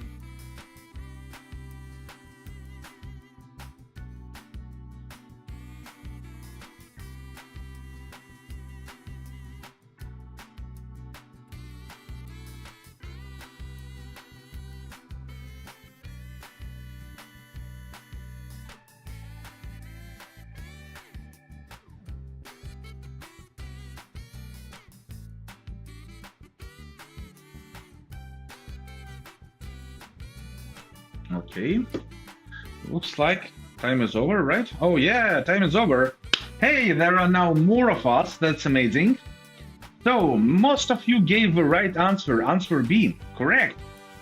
So, why answer B is correct? Let's take a look. There are few things in those statements you really need to understand. Restaurant review, each review is uniquely identified by a name of a restaurant, city where it's located, and reviewer. It gives us enough information to understand the primary key, which is most probably going to be name, city, and reviewer, right? Then, restaurant reviews are reviewed from the table using combination of a name and city. Notice what reviewer is omitted. That means what our partition key is definitely or name or city or both of them maybe. And now we know what it has multi-row partitions. So obviously, if it has multi-row partitions, it means what partition key is not equal to primary key. And then we see what name and city is the better option when just name reviewer or reviewer name, because we are going to retrieve data using only name city. And reviewer will work as a clustering column. Correct answer is answer B. Well. So most of you made it right, and that's great actually. Let's move on. I'm launching the question number 6. So, consider the table definition and SQL query. Create table teams, name, wins, losses, ties. Then select all from teams by wins, where wins equals 4. At this point, you can ask me, why do we create table teams, but read from teams by wins? Answer is later. Which materialized view definition can be used to support the query? You see, that's a question about materialized views. Materialized views now considered experimental, but still maybe in some scenarios very good solution and definitely something to know how it works. Although as in general case for most of the scenarios, I would recommend to be very careful with materialized views. There are some limitations to consider. So old school denormalization may be a better choice than materialized view. But still, which materialized view definition can be used to support the query? And now let me think to answer.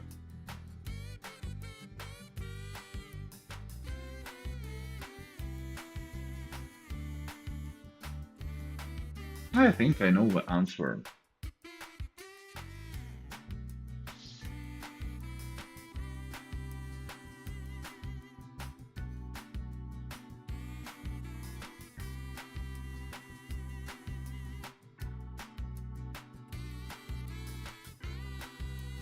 Hey, I get the correct answer. Let's take a look. Okay, now distribution was a little bit bigger. Okay, but it looks like only I gave the right answer. Okay, shit happens. That's you see, it's good you're passing a training exam. It's a mistake, but now you will know why. So let's go for that. Take a look. First thing we need to know. Notice what in the query we do. Select all from teams by wins, where wins equals 4. We query data only using wins. That means what? We always have to give all the parts of a partition key. Partition key, therefore, and we are giving only wins. What is a partition key? Wins, of course. So, partition key, name. Doesn't match. Partition key, name. Doesn't match. Okay, wins name sounds better. Wins name sounds better. Now, what's the difference between answers D and B? They are basically equivalent, except one and only one thing. Here we say is not null and name is not null in our create materialized views definition. Take a look. You cannot have nulls in the primary key. So when you create a materialized view, you must specify you will not pool any null values into the materialized views, it will just not work. The nulls are not allowed there. So when you need to have there some real data. That's why answer D is correct. Well, now what's the leaderboard? First of all, a great for the newcomers. Great job. Okay, looks like I got to the first place, but you know, that's fine.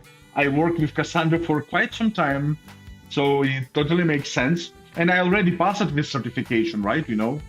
So, and CP and Sakura share 3,000 points, 3 right answers. And Tiger Baby joined recently, so I believe it was the first answer. And Millie also joined very recently. There are still plenty of questions to answer, so question number 7. Let's take a look at it. Question number 7, and that is a developer exam. So that's a question for developers, not administrators, but still better to know. Consider the table definition and the SQL query. Create table, restaurants by city. Select all from restaurants by city, the city Sydney, and cuisine sushi. And we know what now we are doing a mistake, because we specify city partition key, not bad. But when we query by cuisine, which is not a part of a primary key, therefore we cannot search on that. Technically we can with a secondary index. So that's complex question. If you didn't use secondary indexes, you won't be able to answer it most probably. But still, let's try to guess which secondary index can be used to support the query. And there are 4 options. Okay, this one is easy if you know how it works. I will explain it in a moment. So I hope you're glad you've joined already. While you are thinking, I will make a little notice on the secondary indexes. In general, still, the best way to work with Cassandra using old plain denormalization. Secondary indexes have some strong limitations. Secondary indexes are mostly limited to the partition you are using, and if you go through multiple partitions, that will not work. And there are some improvements in this field. For example, storage attached secondary indexes as a stable attached secondary indexes developed by Apple some years ago. Now a storage attached indexes developed by DataStax some time ago, last year basically. But still, secondary indexes have some strong limitations you need to know. So answer A is correct of a very simple thing. B, C, and D are incorrect because indexes on multiple columns are not supported. That's it. But notice how this index works. It works only because I specify the partition and then I can use index. So if I wouldn't specify city, it still will not work because indexes are attached to partitions. Good. So what about the answer? Okay, guys, I'm sorry. Looks like, yeah, I again was the only one who gave the right answer. Okay, that happens. Let's go to the next question, question number 8. Here we go. This one looks much simpler. Which statement better describes where clause in a query? Where clauses must reference all the fields of a partition key. Where clauses must reference all the fields of a clustering key. Where clauses must reference all the fields of a primary key. Where clauses must reference all the fields of a partition key and clustering key. Okay, this one is simple. You can answer that even if you have no experience with Cassandra, but attended first and second workshops of a Cassandra Day Brasil, then you will be able to answer these questions. To answer this question.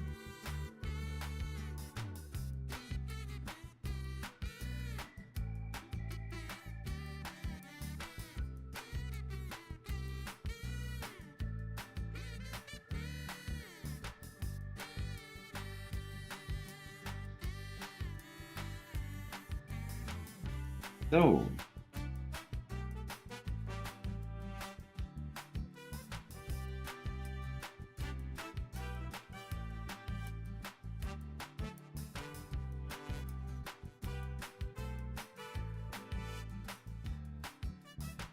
time is almost over. Question is simple. Don't look for any tricks. It's just simple as it is. And okay, I guessed it right. Well, not really guessed. Let's take a look. Oops. Yeah, right. Very simple. Where clause must reference all the parts or the fields of a partition key. If it's one or more, you have to specify all of them. Things like clustering key, primary key are not required at all, so it's very simple. Now let me see. How was it? Hey, much better this time. Much better this time. I see someone answered C and D. C must reference all the fields of a primary key, means partition and clustering. Clustering are optional. And D is basically the same, all the fields of a partition key, correct, and clustering key, not correct, they are optional. So, let's start the next question, question number 9. And here we go. Developer and administrator exams. Consider the SQL statement. Create type name, create table people. Which insert statement can be used to insert a row in the people table? This question is on the knowledge of user UDT, user-defined types. In Cassandra, you can create your own user-defined type.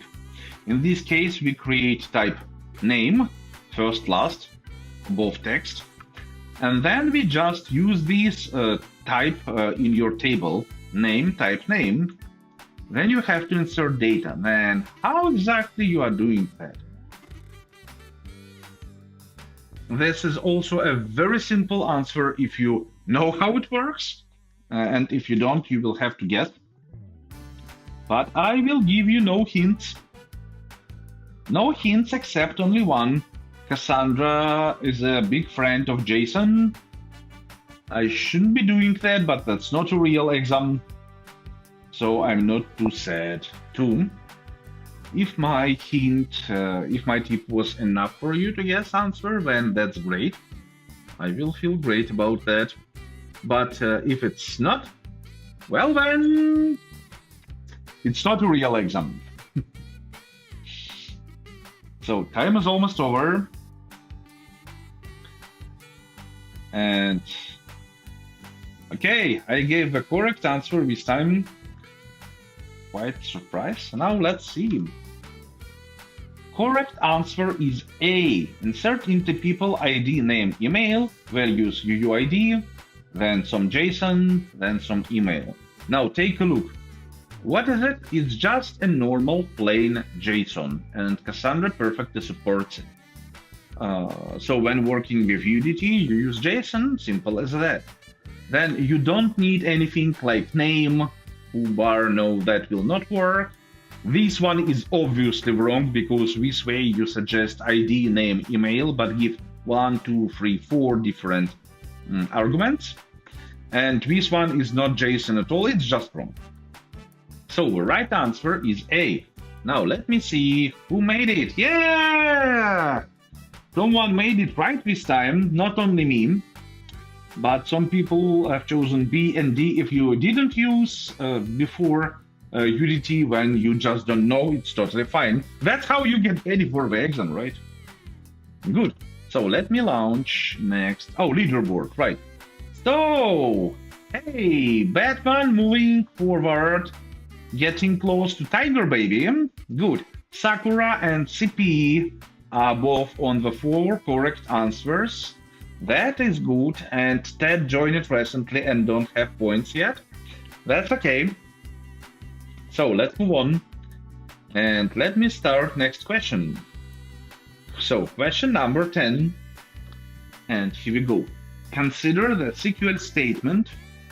create table, emails by user, insert into, update, select. What's the result of executing those secure statements? Now I will stay quiet because I have to read the statements to give the answer.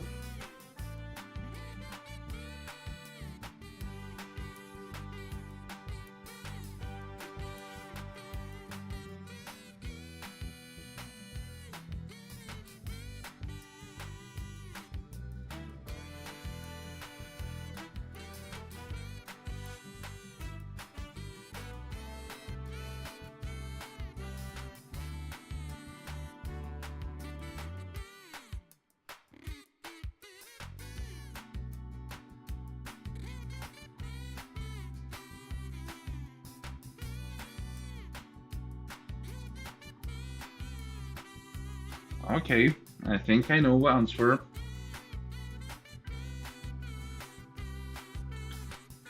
This is a trap. This question is really great.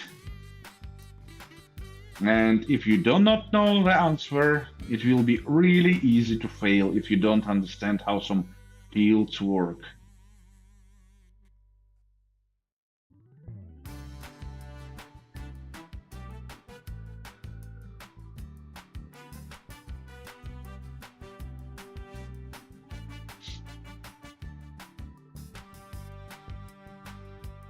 Okay, time is over.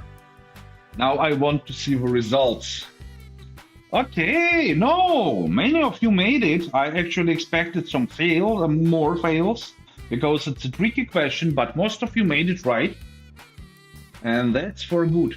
Answer C is wrong. Answer B is right. But usually I see on this question mistake what people pick answer A. So let me see the outcome again. C is wrong. Let me explain it. Why C is wrong? Take a look. The primary key consists of username and email. And here we insert username, email to different emails. It leads us what we have two rows in this partition.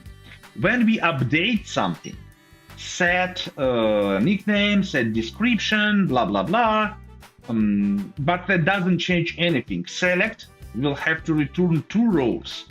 So obviously A and B are the right answer and C and D are wrong, because we query for all the rows of a partition DC1, 2, 3, 4. Simple as that.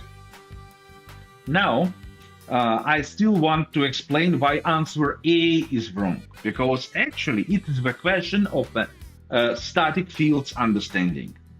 Take a look. We run this update here. Emails by user for the username DC1234, email david@gmail.com, set nickname Davy, description school. And here we see david@gmail.com, Davy, school. So this row updated, and that is right. But what's wrong here, what looks wrong here, as long as you don't understand static fields? How come what nickname for david@datastax.com has nickname Davy, although it was created on the datastax.com with a Dave? Why answer A is wrong? And the story is very simple. Now, take a look. The nickname field has a property static. And static is a quite unique thing, very important to understand. In many scenarios, it may be very convenient to use. It may save you a lot of place, a lot of, disk space, a lot of efforts, and so on. But you need to understand how it works. Static fields are shared across all the partition. So it's enough to change the static property of a single row, and all the other rows of the same partition will get it updated. It's very convenient, for example, for some operations on the denormalized table, where you have some property duplicated, for example, an address. for all the goods in an order, like we are buying something on Amazon, and then we have some goods, and those goods needs to have the address. We have address and the goods for the denormalization purposes, but when someone changes this address, and we don't want to change, to update it manually for all the rows, it's enough for us to update address for one single line, and it will be applied to all of the lines. Maybe it's not the best example, but I hope I explained to you how static field works. That's very important to understand. Well, not bad at all. Usually I see more mistakes on this question. Now, question number 11. Let's take a look. That's architecture exams on the course of DS201. Consider two data centers in the diagram. Tokyo, one in Tokyo, Japan, and one in Paris, France. Tokyo DC has 6 nodes, 2 failed, 4 active, and replication factor of 3. And Paris DC has 4 nodes, 1 failed, 3 active, and a replication factor of 3. What is a valid statement about a read request made at consistency level of a local quorum to a coordinator node Z in a Paris DC? So this node receives this query. Request will be handled in data center Paris DC and will fail. Request will be handled in data center Paris DC and will succeed. The request will be retried in data center Tokyo DC and will fail. The request will be retried in data center Tokyo DC and will succeed. That is obviously a question on the understanding of the local quorum and consistency levels in general, and that is actually a very simple question.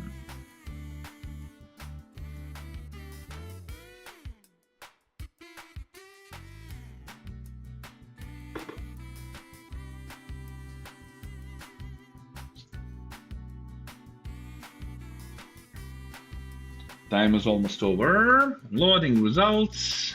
Yes, I gave a right answer. That's quite cool. But let me see, what about you?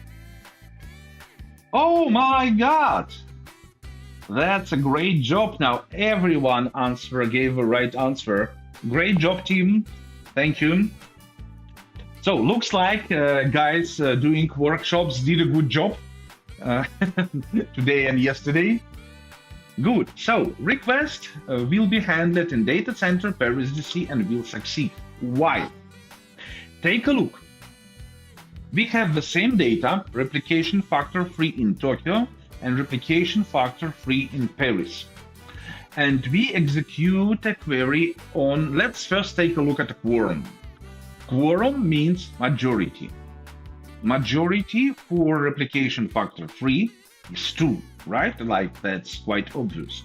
Then, in the Paris DC, we have 4 servers, and there are 2 scenarios. Our data located on those 3 X, Y, Z servers. When all replica servers on our DC are available for this piece of data we are requesting, and we can execute this query even with a consistency level all and still get the answer, right? There is a second scenario. Our data is stored on the server W, and 2 of those. Doesn't matter if it will be XY or YZ, no difference. XZ also will work. It means what we cannot execute this query on the consistency level all, but still we can execute this query on consistency level quorum. And that's all what we need to know regarding Paris DC. What about the Tokyo DC? Again, there are 2 scenarios. Our data is stored on those 3 nodes, for example, or those 3. When we can execute up to all, then our data can be stored on those FAB. When we have 1 replica node down, but still 2 up, so all will not work. but quorum will work. And final scenario, the third option, we have our data on ABC or BCD. In this case, the only way for us to successfully execute query is to use consistency level 1 or for write any, if it's write but it's a read. Read request, right? So quorum will fail in Tokyo DC in some potential scenarios. But right now, does that really matter? No.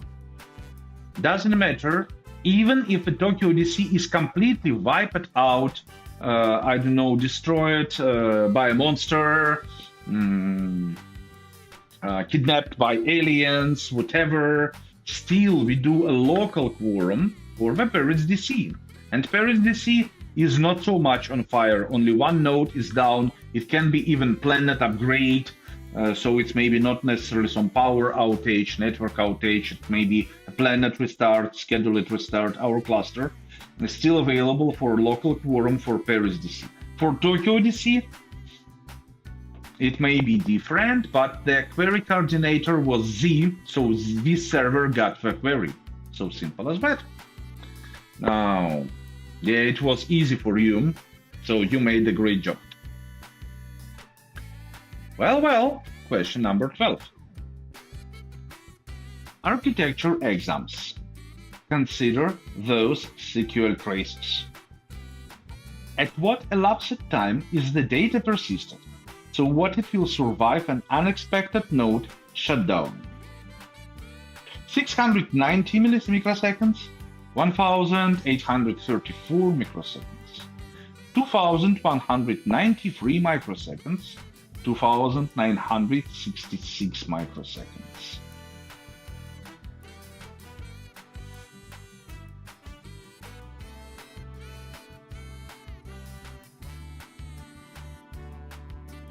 Okay, I know the answer.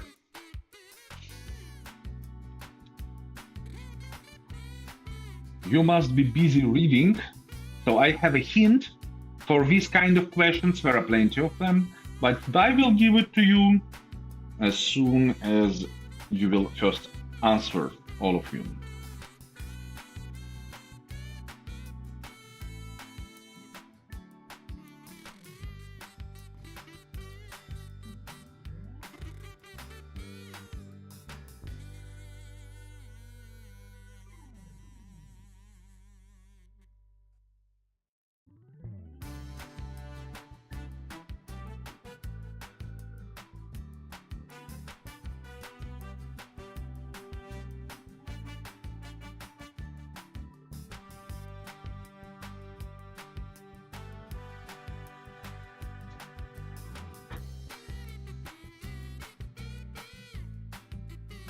Yay, I gave the right answer. Good to know I still remember something. Now let me see how it goes for you. Yeah, most of you made it. One mistake. Let's take a look. So first thing you need to understand about those questions, there are two traps you can fall into, so you have to be very careful. First, in some cases, SQL trace logs can be quite big, both down in vertical and in horizontal. So you may need to scroll above to the right and to the bottom to get the whole situation. That's important to understand so you don't miss half of the logs. Second thing, you really need to understand source IP. In some scenarios, there will be multiple nodes collaborating and questions on the reading of multiple SQL traces from multiple sources at once as a part of a single query, right? So then you have to understand what timings will be different for different nodes, and you need to make no mistake on that, getting it together, because logs are written simultaneously in parallel.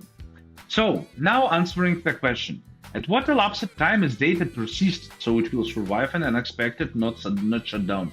Some of you know already what Cassandra uses so-called write-ahead log or commit log. And as soon as data gets to the node, it will be as soon as possible added to the commit log and only then really processed. And commit log is persistent. So as soon as data is written to commit log, even the node shutdown doesn't matter, it's not scary, because as soon as node recovers, commit log will be replayed and data will be recovered this way. So take a look. Timestamp 0. SQL query started to being executed. Timestamp 328. Parsing the statement. Timestamp 690. Preparing statement. Timing 1834. Determining replicas for the mutation. So we are finding replica servers, other replica servers, what has to be affected. Then, as it's a query coordinator, it's well, it will happen on each node, but anyway, appending to commit log 2193, and only then adding to mem table, request complete. So on 2913 source elapsed time, the query will be persisted already. It's not yet in a mem table, it's not yet in sorted string table, but it's already persistent, so node will survive restart with this data kept. That's important to understand. So, good job those who gave this answer. My respect. Let's move on. Question number 13. Let's scroll to question number 13. Okay, I explained it. How is replication factor configured in Cassandra? Per cluster, per key space, per operation, per node. Hey! This one is the easiest one. You must know it already, especially even if you have no experience with Cassandra. In this case, you know it for sure, but even if you don't, you must have visited a workshop yesterday, and we did that.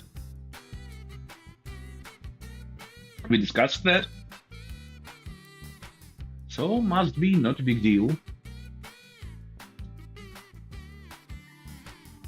Let me check. Meanwhile, maybe you have some questions.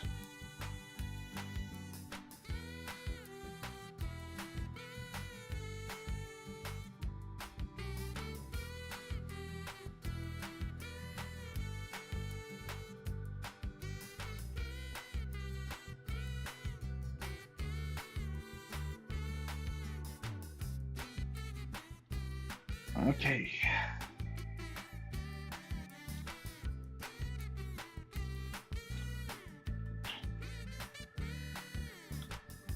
Well.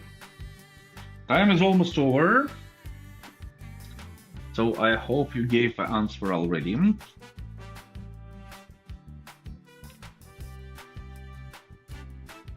Of all the questions, this one is the easiest one, I think. So obviously, replication factor is configured per key space, and strategy is configured per key space, and I would also add per key space and per data center, but it's not a part of this question.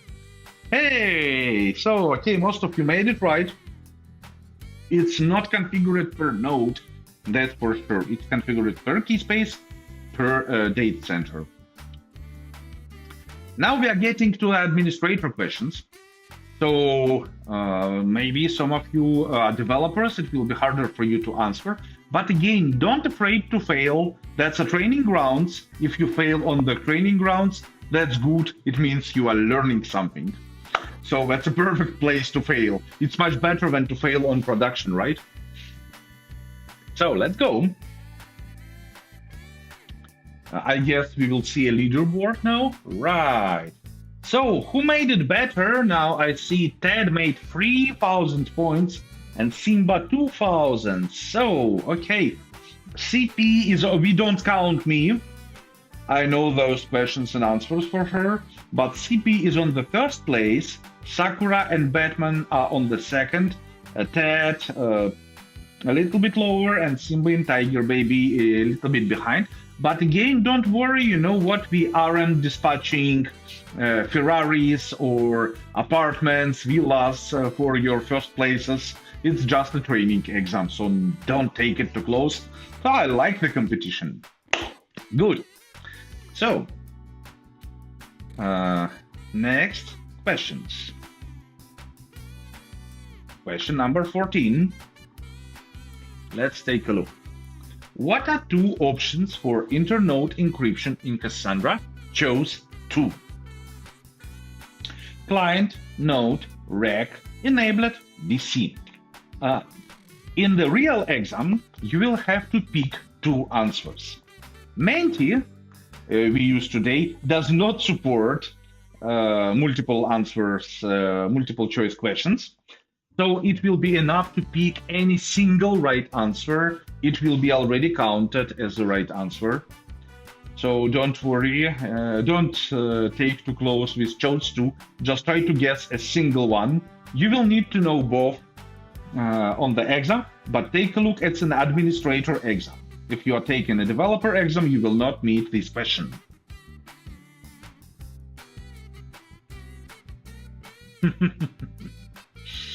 Good. So, I have to answer. Time is ticking.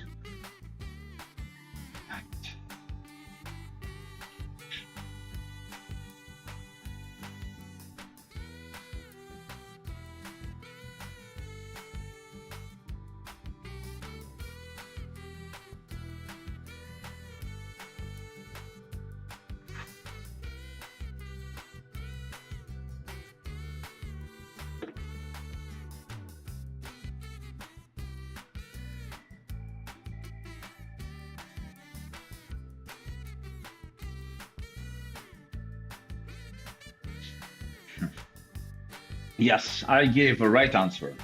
So let's take a look. Story is simple. It's an internode encryption, so encryption of a data transfer between different nodes. Answer A is obviously wrong. Client is not involved in the internode encryption. Then node will be a quite weird answer for internode encryption. Like, should it be somehow inside node? No, not really. Enabled is also a wrong answer, there is even a hint of chose two. And then finally, rec and DC. Don't forget network topology. Nodes are into the recs are into the DC.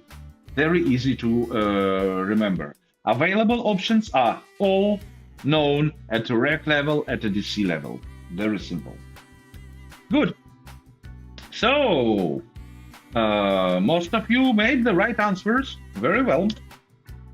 Then we go for question number 15. So, which configuration file is used to set garbage collection properties for Cassandra? Poor administrators, poor operations people, they have to remember it all, right? Like, developer questions are so much better. I'm totally sure. Then answers are Cassandra YAML, JVM options, Cassandra env.sh, gc.options. By the way, as long as I remember, answer will be different for Cassandra version 4, but that's an exam based on Cassandra version 3, because Cassandra version 4 was released only recently. We work to deliver exams for Cassandra version 4, of course. But still, it's recommended to pass the exam with certification, because development of the exam for Cassandra version 4 will take some time, and it's not going to happen next week, let's say, or next month. Hopefully this year. Hopefully this year.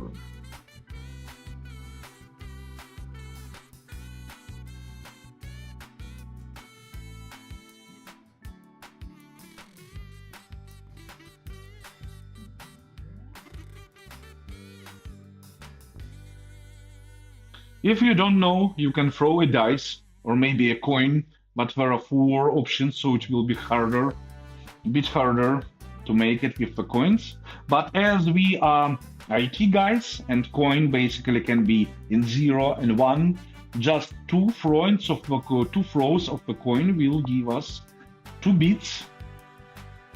0, 1, 2, 4. Yeah, must be good. Even with a coin, we can easily count. Even with a single coin, we can easily count to 4. Hey, I gave the correct answer. So correct answer is JVM options. Cassandra runs in JVM, therefore garbage collection properties are configured via JVM specific things. So was it hard for you? No. Hey, maybe there are no developers. Are there only administrators here? How did you do it? Oh man, okay. That's something I didn't expect. I didn't expect at all. Question 16. So let's go to question 16. Consider the table definition and how a single row is stored in a mem table and 2 SS tables on a Cassandra node. Create table, data in mem table, data in first SS table, data in second SS table. What are the current values for this row?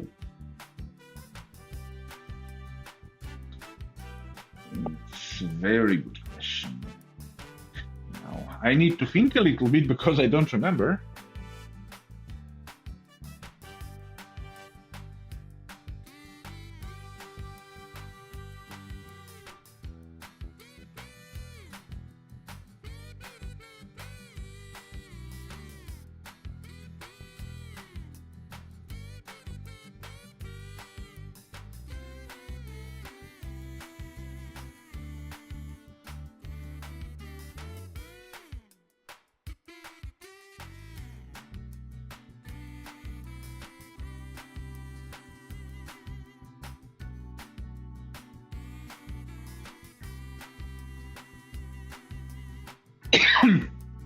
Okay.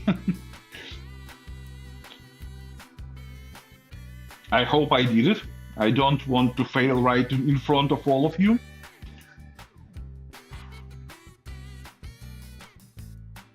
Now you know my nickname and the quiz.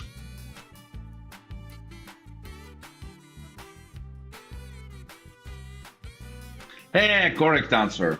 Now I'm happy. Well. Hey, you cannot be serious. You are doing great, people. Okay, then maybe there is nothing to explain here, right? You already know all the answers. Data for the row may and mostly probably will be spread across multiple mem table and SS tables because Cassandra is a column family database. So that's very interesting to see how data is scored. ID timestamp, score timestamp. But in mem table, we don't even have test value. Why? Because it wasn't updated recently. By time was updated. So here we see with the timestamp what's the oldest value and how it was changing. As we consider one single row, then ID value is never changing because it's a primary key. Things can change a test and score, and then they can see what originally, when it was just inserted, well, mostly probably, test was English and score was 48. We see it by the oldest timestamp. When we see what it was updated, both test and score, with a new timestamp, altogether both test and score were updated at the same moment of the time. Mostly probably it's a single update, right? When we see a mem table, we have only score, it's the latest timestamp, and wherever we have ID 11, well, that's always like that. Score will be 75, and when we have to pick test value from the most fresh, right, this SS table keeps stale data, so it will be cleaned up during the compaction. And this one keeps the right data we can judge by the timestamp. Right answer B, and you made it just perfectly. Like, that's a great job. Well, leaderboard. Who made it? Will be anyone able to overtake CP? Now you see CP is still on the first place, but Batman gets closer and closer, and Ted is right behind Batman.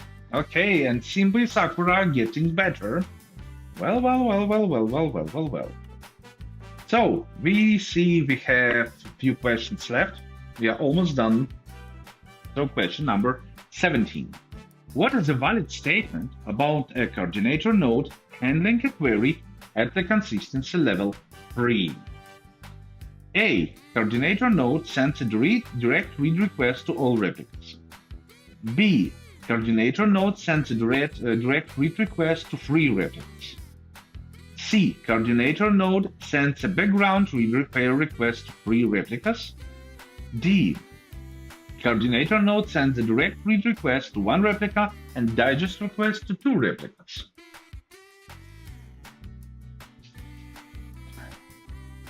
That's also a good question for the understanding of the Cassandra behavior and some optimizations applied to this behavior.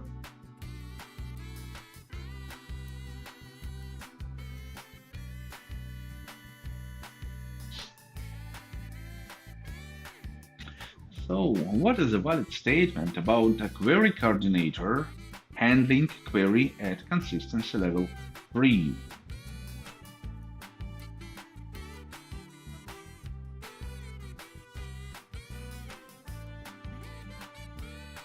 Frankly speaking, question doesn't describe all potential situations, but we still can judge by the questions gathering missing information.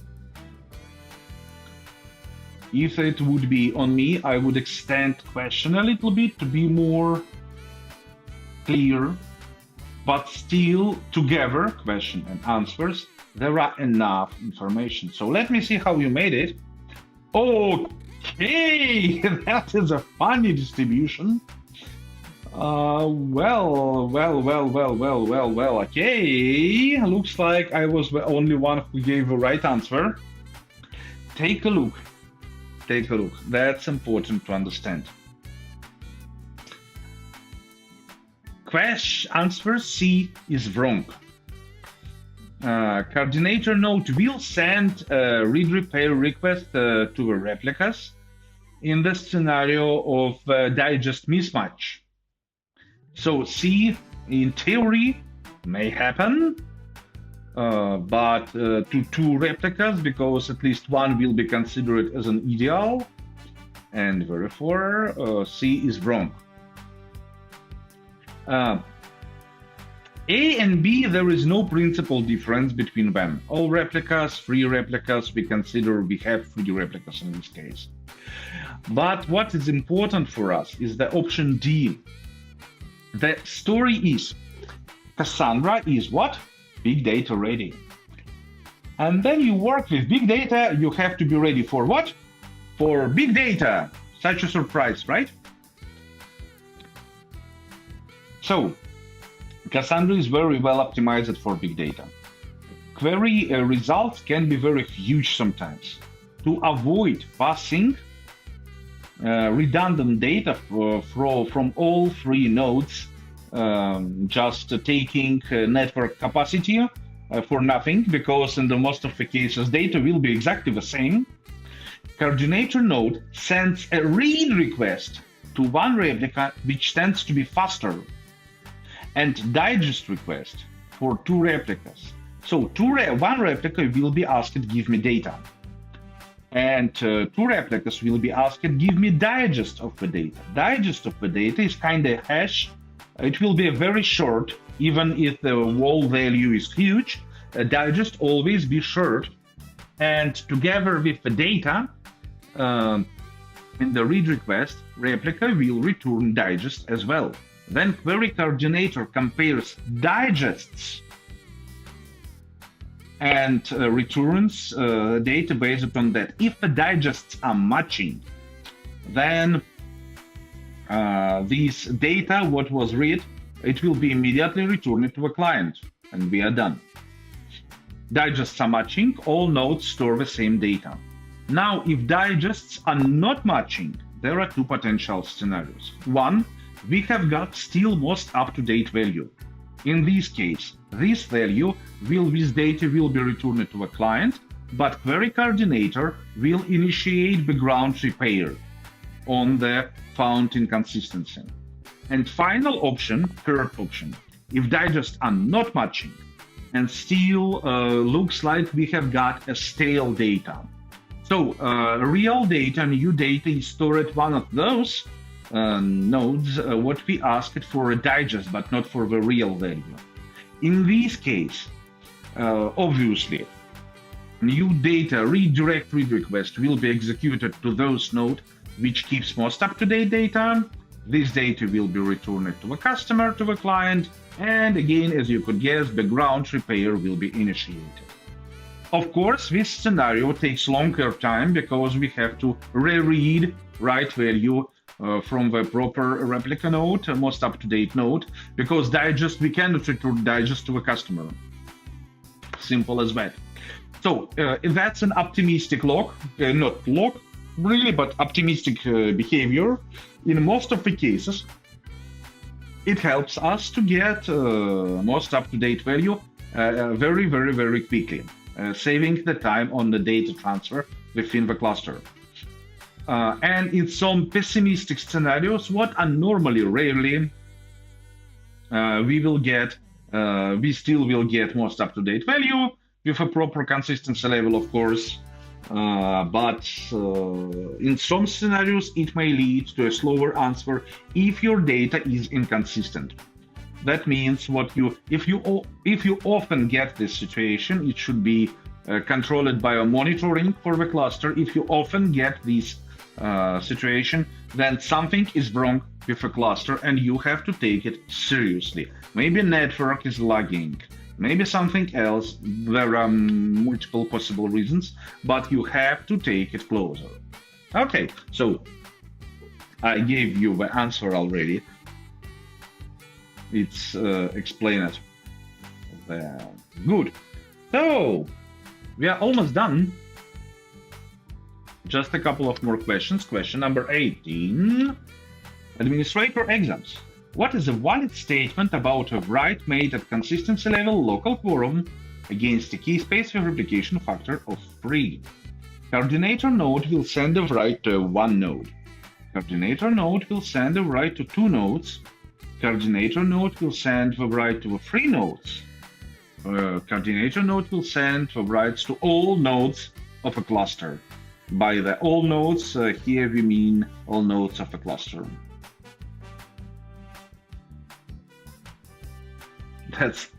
That's quite funny, but there are plenty of people doing mistake here.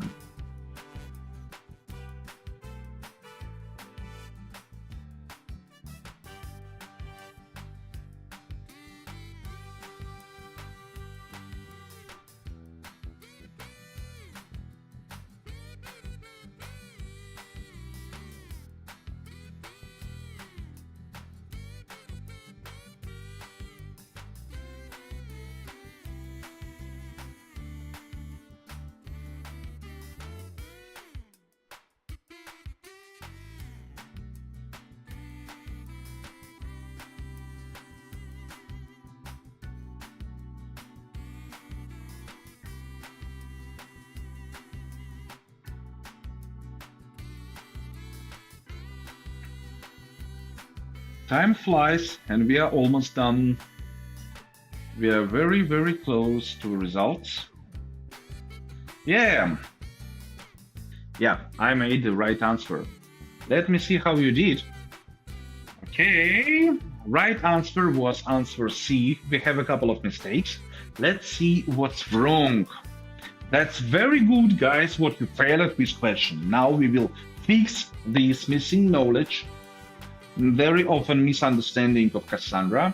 If you made a mistake, don't worry. There are plenty of people with you in this group, but we will take you out and learn you what was wrong so you will not make this mistake again. Very many people misunderstand what is a consistency level. Does consistency level defines how many servers have to store the data? No. Replication factor decides how many nodes store the data. Consistency level decides how many acknowledgements or how many confirmations we are waiting for before delivering answer to the client. What kind of answer? If you read the data, then the date he asked for. If we store the data, we deliver the confirmation what that data was stored, right?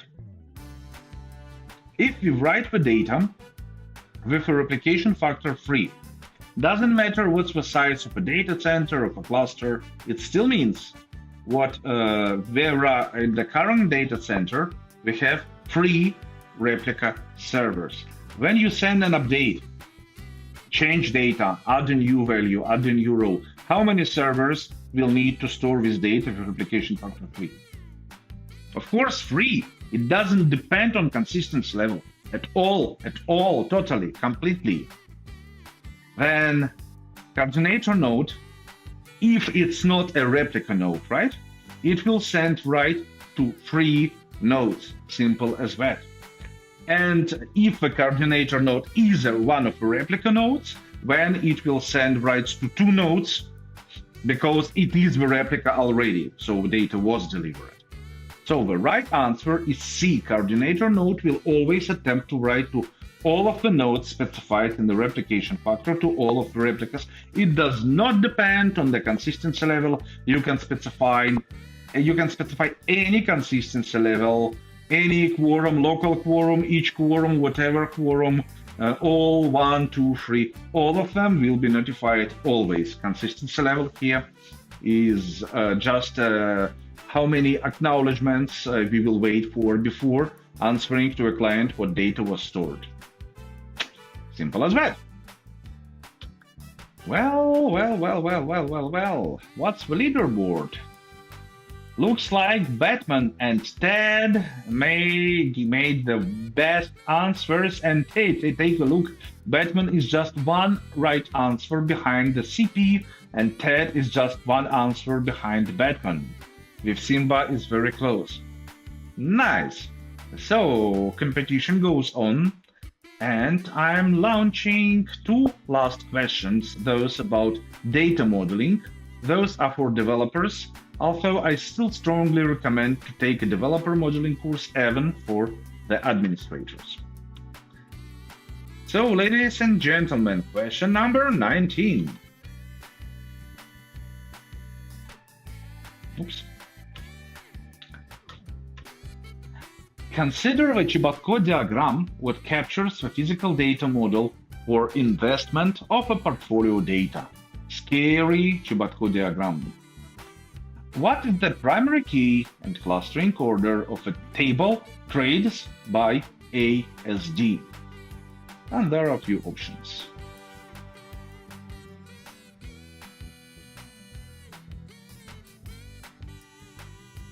Looks scary, right? I will explain you. I will give you some help. You will know it's not so scary. It's not as scary as it looks like.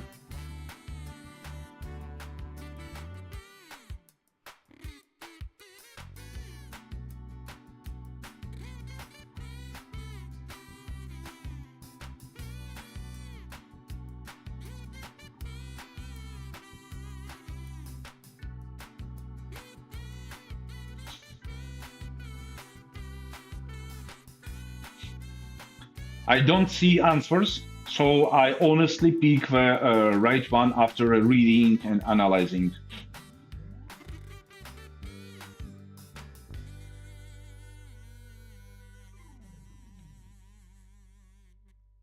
I will give you some hints, but first you have to answer. That's the 19. That's the question 19. Out of 20. And I gave the right answer. And what about you? Yeah, most of you made it. Very well. So it's answer number D, and answer C is wrong, but it's quite close actually. So first of all, let me give you a hint. 2 hints. What will really help you with the exam. All of those kind of questions are based on the datastax.com/learn/data modeling by example. So I do recommend to invest your time. It will be the best investment. Investment in yourselves are always the best, right? Everything can fail, but you are the best. You will not. So go to this /learn/data model by example. Ping me, I will send you a link if you can't find it. And read through those samples. It's just one of them directly, so you will find it. Investment portfolio data. It will help you to understand what is it all about. That's the first hint. Second hint, you need to know those diagrams, physical data model, logical data model as well, are quite scary. They are big. It's not the biggest of them. There are some bigger tables, but most of the questions are only about one and one only table. Traders by ASD in this case. Traders by account, symbol trade. Symbol, there, trade ID, right, by ASD.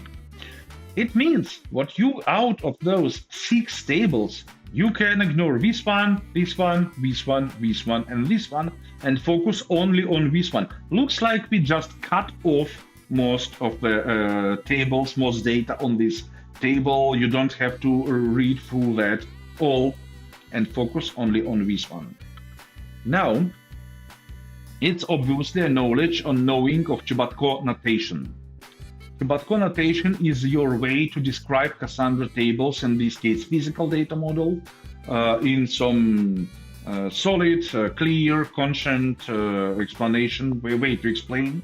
And what we see, that's a table name, that's a list of columns, there's data types, and then they see K means key, partition key, and C means clustering column, and arrow describes sorting order. So, first 2 answers are wrong because it's account trade ID symbol or account trade ID symbol, and we have order is important, account symbol trade ID.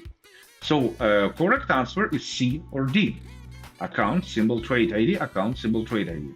So we have to focus on those arrows. And then we see here trade ID descending, but ascending is not defined. And D defines symbol ascending, trade ID descending. Right answer is D. So simple as that. That's the right answer. D is the right answer. Clustering keys matter, but you did a really good job. Most of you made the right answer, and the mistake was actually very close to the right one. Good job for quite short time. And my dear people, that's going to be the final question of this training. And thank you so much for joining me. It was quite cool time together. So your last chance to earn 1000 points, or maybe not to. And we start countdown. Data modeling DS220. Consider the application workflow diagram for an investment portfolio application. It features 3 queries, show workflows, show investment account of a user, display position in an account, display account trade history. An application workflow diagram describes all those workflows and also some optional workflows. Question is, which access pattern are evaluated before application can evaluate Q32? And there are 4 options.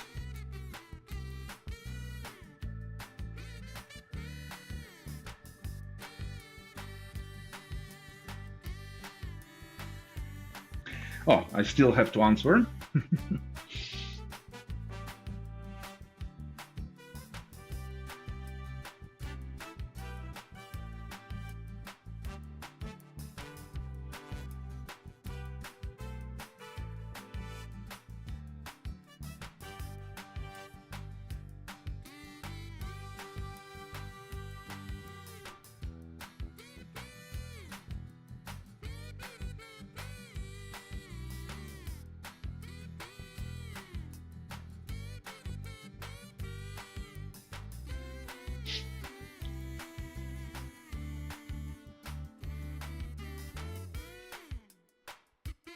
Okay.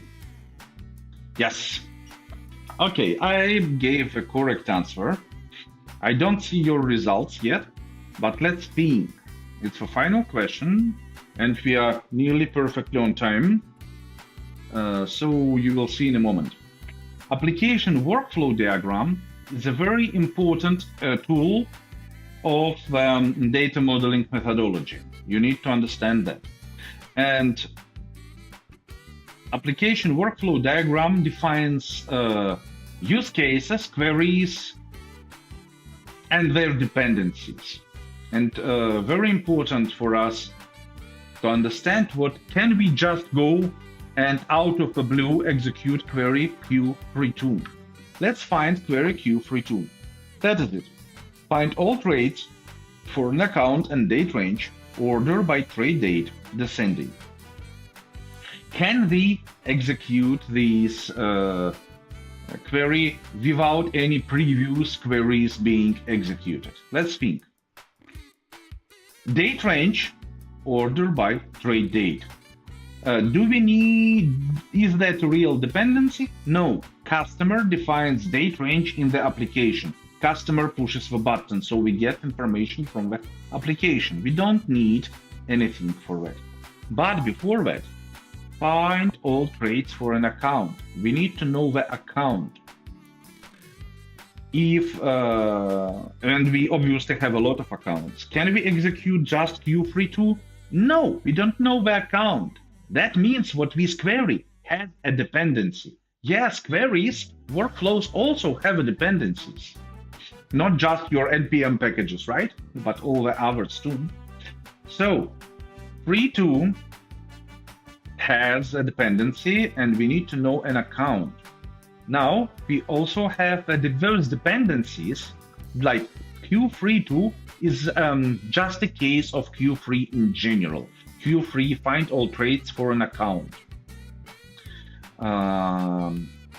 And this arrow shows us what we have a dependency on Q1, show investment account of a user. And that is the beginning of a workflow dependency. Why? Because when user logs in, we know user ID, right? User gives his identifier. Then we can execute Q1, show investment account of a user by user ID. Find information about all investment account of a user. As soon as user is logged in, we can execute Q1. And when we know list of the accounts of a user and user clicks on the account, we know account ID, and then we can display account trade history.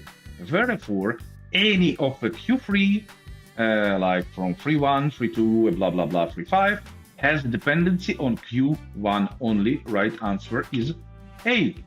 Q1 is the entry point.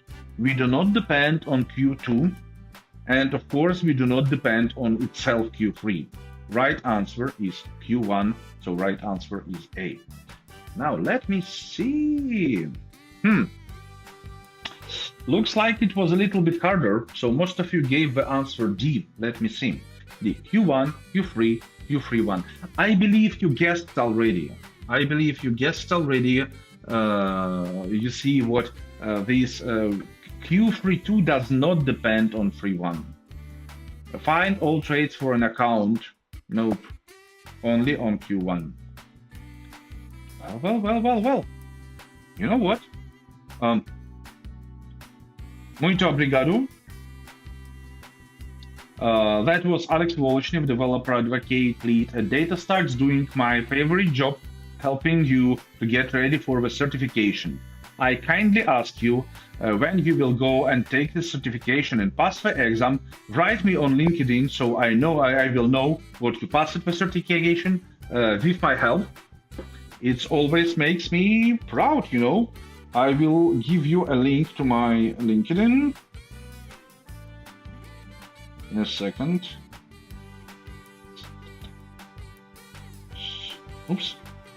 That's Aleks. Boom. It's on the YouTube chat. I'm always happy to have more friends on LinkedIn, and we announce new events there from time to time. Now, last thing, before I tell you goodbye. So, leaderboard. Who did the best job? Oh, Bill Batman get to the CP and Simba. That's amazing. Okay, so don't look at me. I know this content, but CP and Batman share the first place with 9 right answers. And there is, I forgot the name of this nice teddy bear, and Simba made it with 7 and 6 right answers. I believe some of you joined not in the very beginning, so maybe missed the thing. You did a great job learning today. We will have a thank you and goodbye in the room number 1 in few minutes. And all in all, we are done. Thank you so much for coming. It was our first Cassandra Day Brasil. Don't forget to share the news, don't forget to share the videos. And you know what? We have some time before the next Cassandra Day Brasil will happen. That means what you have time to get educated, get certified, start working with Cassandra. That matters for me a lot because I want you, right you, to be a speaker at the next Cassandra Day Brasil. That's going to be exciting. Thank you for coming. That was Aleks Volochnev in the main team. You will be able to give us some feedback if you liked it, what you did most like, what you didn't like. Regarding the points, there were 20 questions. Passing exam grade is 17. So if you took 14,000 points, you are done, you are good. But questions were from different exams, from administrator, from developer, so it's not a real grade. Now, quick survey to help us. I will keep this window open so you can give your feedback even when the training is done, then the work is over. What should we improve for the future trainings and what did you like the most? We are just happy when people write thank you, awesome, and so on. If you are not happy with something, throw it in as well. And again, obrigado. Our training for today is over, and jump to the first room. There will be some last words. Oh, maybe there will be some interesting information. I bet there will. Thank you for coming. You are the best. I'm trying to remember how to say goodbye in Portuguese. Até logo. Até logo. Yeah, I still remember some. See you again. Great job today. Thank you.